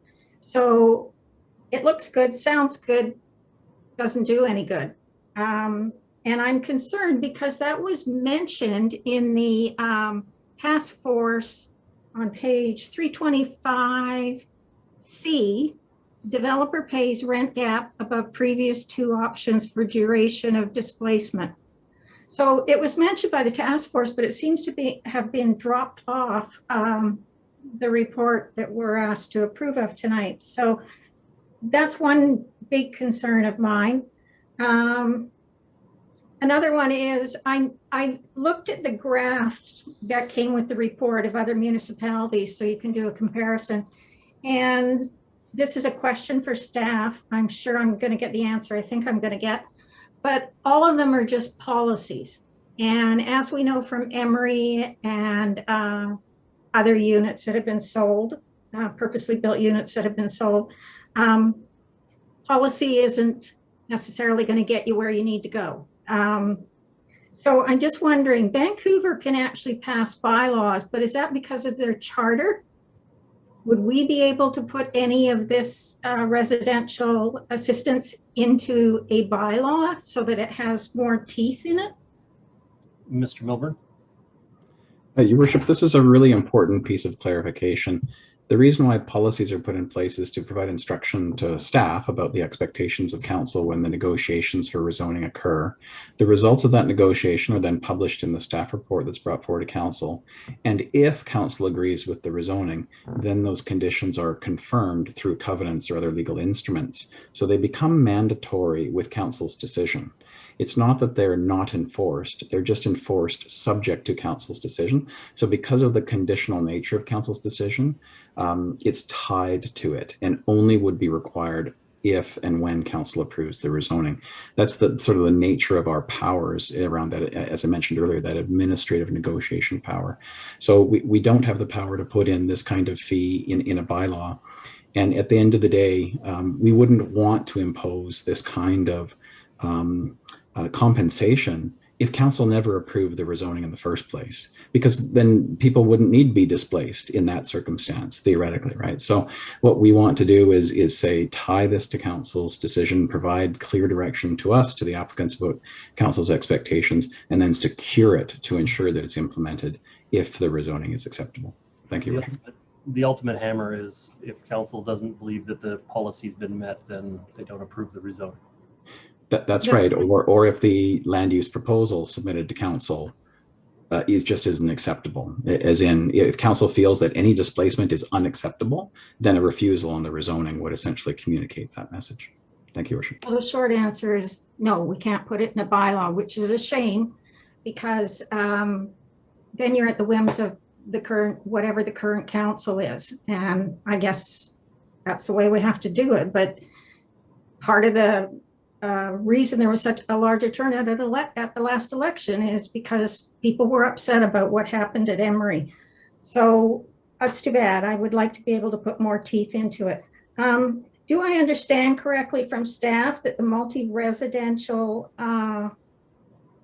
bylaw for the amount of notice is going from a bylaw to a policy? I'm sorry if I'm saying that confusing. I scribbled notes. Your Worship, the bylaw referred to in the staff report is a bylaw that was enacted when the Residential Tenancy Act authorized local governments to, through bylaw, establish a notification period. The province subsequently has removed that section of the Residential Tenancy Act, and so the bylaw is really moot. What we're dealing with here, though, is we're trying to take that intent and apply it through this policy in the circumstances where there is an acceptable rezoning of council. Thank you. Okay. I just have 2 points, and I just want to make as well. I discussed phasing with the developer at Emery, and I was told no because of liability and the ability to use the site to park all the construction vehicles. So it's nice to say phasing, but I don't think developers are really willing to go there. It's much easier for them to just clear out the site. That's one comment. And the other comment is also,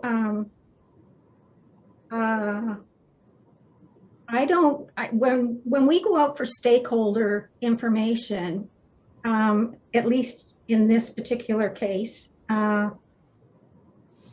we're going to UDI, and we're also going to the land, I lost a piece of paper, but went to the landlord. And anyway, we went to 2 bodies out of 3 that were basically may have a bit of a bias, maybe not, but maybe. But I don't think there was enough public input to the people who are actually on the front line that are going to live whatever it is we pass. So I would like us to start looking past just going to the professionals, because we have to include the community in what's going to happen, because they're the ones that are going to be most affected. So I would support what Councillor Murray said as well, that we need to get the community involved. There needs to either be a public, not hearing, but a public information night or something along that line to make sure that we've got everybody's input in it. And I have spoken to some people that really don't think this goes far enough. Again, as Ms. Appa mentioned, they'd like much stronger language. We seem to generalize, and we seem to say maybes, would like, that kind of thing. They'd like it much stronger, because if we can't do it by bylaw, then let's have a stronger language that implies to the developer that this is going to be a bit of a fight if you don't like our policy. That's all I have to say. Thanks. Thank you very much. Yeah, just my own comments on the matter. Mayor Walton would always use Emerson or Voltaire and say, don't let the perfect be the enemy of the good. I think this is heading in the right direction, and I think we should pull the trigger now and then continue to discuss other options in the future. But I think it's important to start this now with all of the work that's going on in the community and the proposals that are coming forward to us over the next year. The other issue is if we were backcasting, if we were taking this policy and we were putting it onto other projects, what I'm getting at here is the strength of the policy is going to be on its ability to capture everything rather than create a situation where loopholes exist. And so how would this policy apply to a situation like Anthem? Anthem on the Parkway bought the property unencumbered because the previous tenants were all wiped out in the transaction, changing hands from one owner to the next. And so it wasn't a case where there was a development proposal entirely on the floor. It wasn't in a case where there was a rezoning that was midstream. And so it seems to me that it's a situation where the policy would have just been gone around. And so what I'm worried about is that there are still some loopholes in the process. So I'm just kind of curious, Mr. Milburn, can you speak to how this policy would have been applied to a situation like like Anthem, recognizing that the former site was not purpose-built rental, but it was largely rented out. Thank you, Your Worship. I just want to note that my comments are not with respect to specifically the proposal of Anthem, given that it's a post-hearing matter. But in general terms, this policy specifically doesn't deal with everything. It deals with one specific circumstance, and that's where there is a rezoning negotiation ongoing. And it tries to make clear the expectations through that negotiation, what council would like to see as compensation if that rezoning is approved. Now, the usefulness of having the policy, though, even though it only applies in that very specific circumstance, is that we have seen applicants in the past or just people who are interested in purchasing property looking to this policy as a guide, as a reference point in which to enter into their negotiations with property owners if those occur outside of a rezoning. And so it has been useful from that perspective. We're tight for time, so all I'm just going to say is that it's still an improvement, but there's lots of workarounds to it, and we need to work on broadening the policy in future. Mr. Milburn. Just wanted to make one comment with respect to timing. We are anticipating a final report from the task force coming in the fall. And certainly if council felt that the policy was an improvement, as you've mentioned, and was satisfactory to move the conversation forward, it could be adopted, and then further direction from the task force could be received and debated as part of the final report from the task force this fall. Thank you, Worship. Councillor Bond. Thanks, Mayor Little. I think I would likely agree with, I think what you're suggesting, Mayor Little, is that we pass the policy as proposed. And I think what Councillor Murray suggested as well of bringing this back with a workshop with the task force to address these outstanding issues makes a lot of sense. One thing, my understanding of the should versus must language is that's basically a legal recommendation based on our solicitor because of the negotiation that has to occur. But I think that the policy, even if it says should, is very strong direction to staff implementing all of the recommendations in the policy as part of the negotiation with any proposed application. One thing I think we should also discuss, and whether this gets passed now or passed later, is the suggestion from the task force and from others about the relocation coordinator and who the relocation coordinator. Sorry, it's like 10:40 now. Coordinator is. Is it someone hired by the developer? Is it an independent or arm's length third party? Is it a district position that we charge additional fees for applications for that we fund? I think that deserves some discussion. The other thing I thought was interesting is getting a better understanding of which situations that the policy might not apply. I saw that in the report, that there might be some rare situations where the policy might not apply. The only other thing that came to my mind just now that I think we should put some thought into is we have this situation that Councillor Murray mentioned about Murray Place and other situations like that in the district. And I think what we see in practice right now is that people that are looking to develop properties under the current community plan are purchasing these properties, and they could be purchasing them from owners and buying them outright, and then renting them on a short-term basis, usually at reduced rents until some period where they see that that's no longer viable.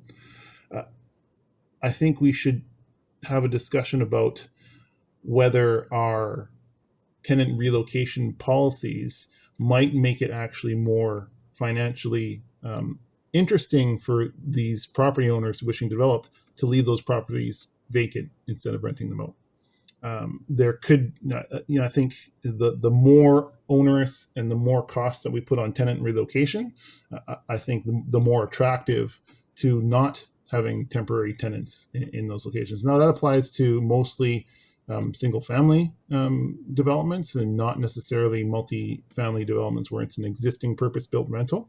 But I think that should be part of our discussion too, to make sure that we discuss what those kind of impacts or potential unintended consequences of having a very robust and strict policy that applies to all properties are. Just something to consider. So I'm in favor with what you're saying, Mike. Pass this and move it on. So we'll see when we get to the vote. Yeah, and we are just a reminder of our time situation here. It's 17 minutes until the meeting ends. So the next speaker I have is Councillor Hanson. Thank you very much, Your Worship. I'll attempt to be exceedingly brief. I will support this tenant relocation assistance policy. I do so with the knowledge that if you're a tenant being evicted, this does not provide you with the type of comfort that we would want that tenant to have. You're not necessarily going to be able to find property that you can actually afford. 10% over the metro median is not necessarily a rent that you can afford. You are quite possibly being evicted from one tenancy. You're being given these items of financial compensation, but ultimately it may be that there's still nowhere for you to live in North Vancouver District. Ultimately, it's for council to decide whether the rezoning is approved, and the circumstances of the existing tenants is obviously going to be a factor in that rezoning. So I won't repeat much of what's been said. This is perhaps an incomplete solution to a thorny problem that exists with development. I'll vote in favor, but I do so with the awareness that the underlying problem of eviction of tenants from affordable units in the district when there aren't suitable units for them to move into continues, notwithstanding this relocation policy. Thank you. Okay, thank you. And just a note, again, the motion that was moved and seconded was that this matter be referred back to staff to create a workshop with the task force. That is different from what some of us have been talking about passing this as is and then proceeding to a workshop for a future. So that's just what's on the floor currently.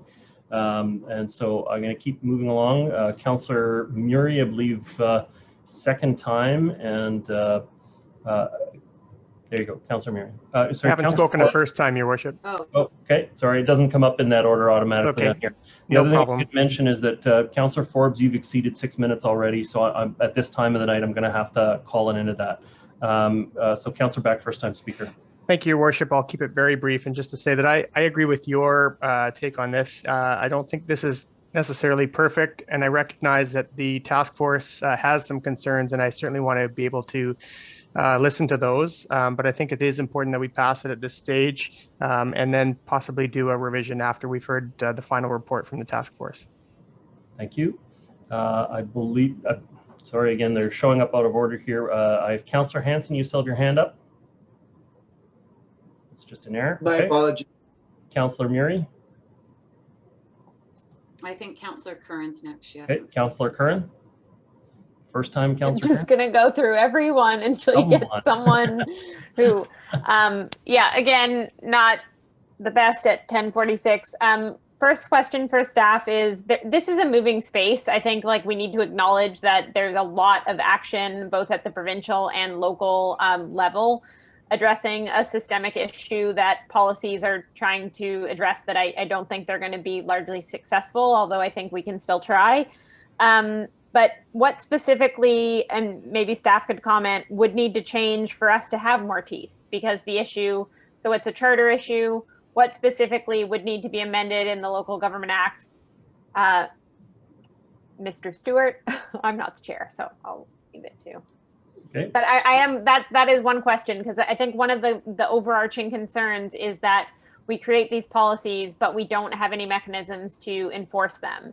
And because that's a limitation of what we're able to do with our existing legislation. So I just wonder specifically what change would need to be made to empower municipalities to better protect existing residents.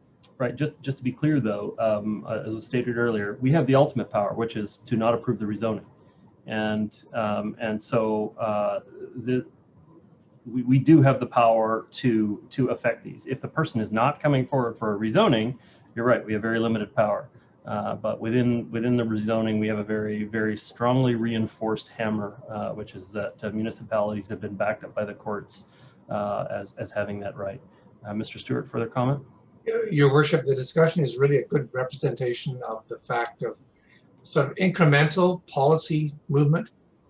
We don't have all the legislation that we need, but this moves us in a direction and certainly allows us to at least put a stake in the sand and then move further, subject to discussion with the task force and certainly subject to discussion with the province. Okay. And I just wanted to get clarification in New Westminster, for example, they have just passed a renoviction, which is separate from demoviction. And it looks like Mr. Milburn is acknowledging that. So would that be a completely separate policy in staff's view that we would approach separately from the demoviction? Mr. Milburn? That's correct, Your Worship. Would be a separate policy conversation. Thank you. So we're not going to try to rewrite the renovation policy tonight. Okay, good, cool. Your Worship, the task force has many recommendations, and we'll be coming back with further information on those other recommendations. But tonight is just focused on the one. Okay, great. I just wanted to clarify that point. So I agree that this isn't there yet, but I also agree that we need to, move forward. And I really do want to acknowledge and appreciate the work that the task force has done so far, and it sounds like there's still much more work to do. So I don't know that there's a downside to it. This looks like there are some improvements to what is our existing policy, which seems like a step in the right direction, but I don't think we're there yet. So I would support moving it along, but knowing that we can have a workshop, get the final recommendations from the task force before we move forward. Thank you.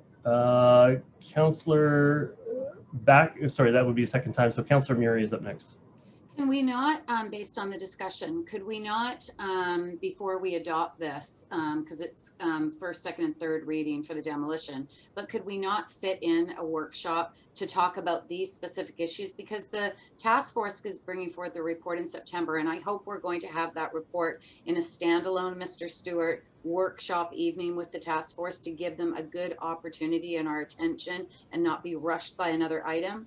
But why can't we squeeze in a workshop before the end of July to discuss these issues? Because if this gets adopted and then we meet with the task force in September, they give us their thoughts, it's going to be months later before we get this back on the agenda.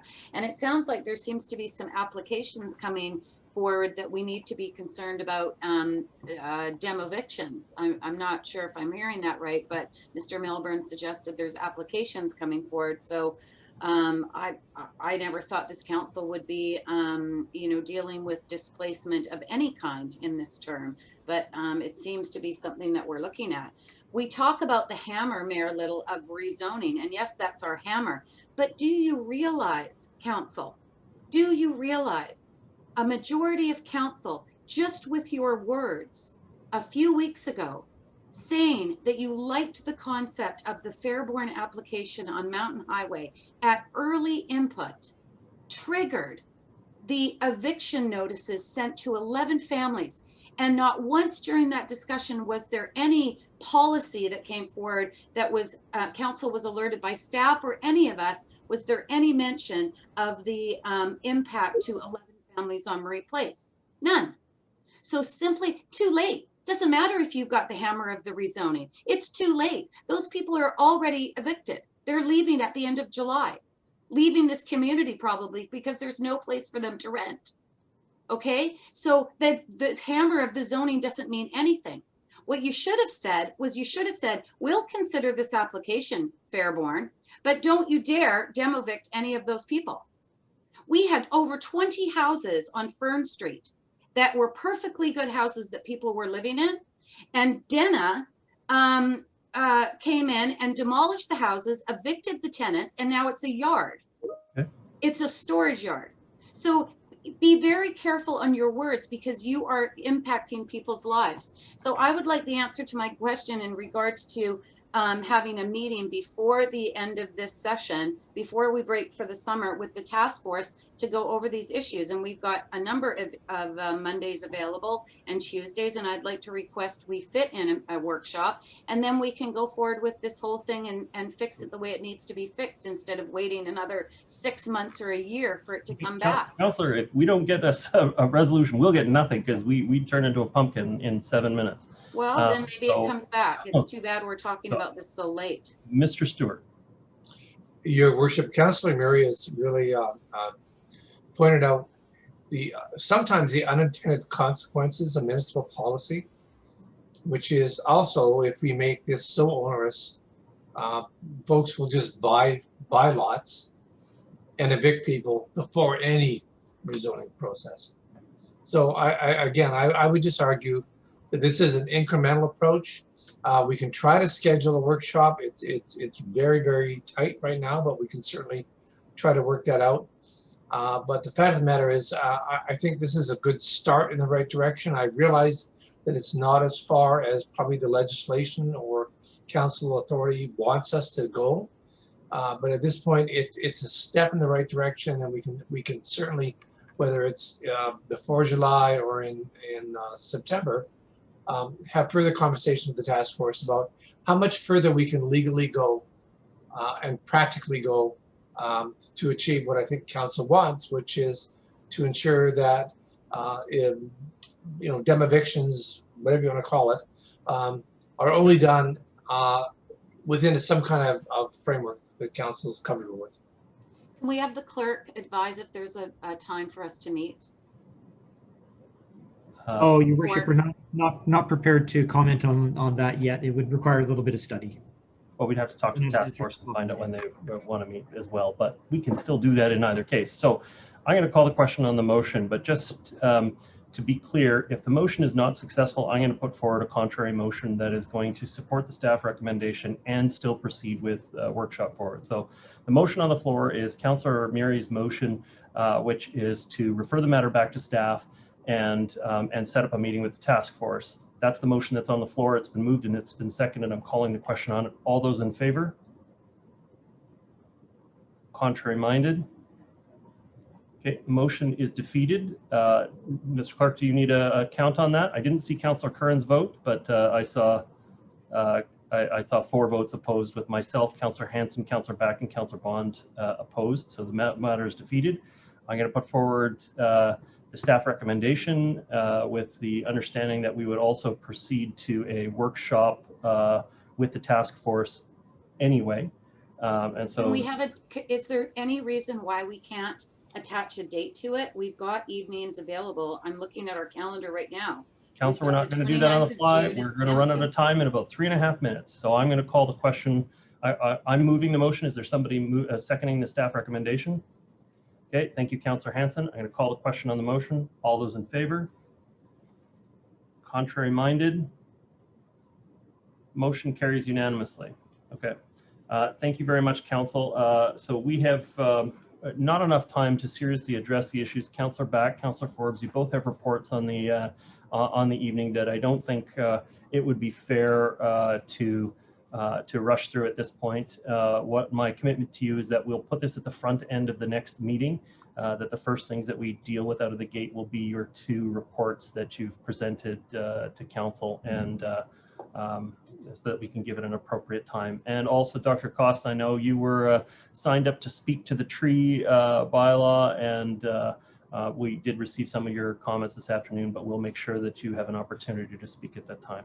Other than that, Council, I'd say that we have to let the meeting expire, having completed as much as we reasonably can at this point. Mr. Clerk, do you need any official adjournment from me? We're within 2 minutes, so a motion would be appropriate, Your Worship. Okay, thank you. I accept Councillor Murray's adjournment. Okay, thank you very much, Council. All important discussion tonight, very important issues for the community, and I'm glad we spent the time that we did at the front end dealing with the community event that occurred. But it just means that we have to plan our time accordingly over the next bit. With the last couple of seconds here, I will say that we have an extremely full June 21st meeting, I believe it is. Sorry, I'm missing my dates. And so what I will probably be putting forward is an additional meeting in the early part of July, so that we can wrap up matters and make sure that we don't overload the last meetings before the summer break. And so I know that June ends up as a bit of an anomaly because we automatically take the Monday off for the FCM, but we're going to have to try to, we need enough time to be able to give notification for a new meeting, so it couldn't occur in the first half of June. It'll have to take place in the first part of July, but I'll be recommending we add a meeting to the council agenda to do that. Council, we're officially adjourned, but yeah, okay, even if it's offline, I just wanted to say I noticed the 21st how heavy it was, and one of the things that are on there, it's the financial down near the bottom. The annual report, yes. Yes, is that the only time that's going to be scheduled for the public to make their comments on it? We've already moved several things out of the 21st, and I'm hoping by adding a meeting in early July we can move more, because I agree the annual report could be a broader discussion. We're officially adjourned. Yeah. Good night, everyone. You, Mike. Sorry, Mr. Stewart, you had a comment? Yeah, Your Worship. We are trying to contact the folks that have more of an interest in the annual report to see if we can talk to them before the actual meeting and see if we can address some of their issues, so that council is not subjected to a lot of open-ended questions which we don't have the answers for. So we are doing that. That was my concern, that we don't appear to cut off the one or two people that didn't get to finish last year. Thank you. We are taking steps to address that. Thank you. You noted that unfortunately there is a statutory limit where you have to pass the annual report by a particular point. So it's other things that'll have to move to allow the annual report to go. Thank you. Thank you so much, Council. Have a good evening. Good night, everyone.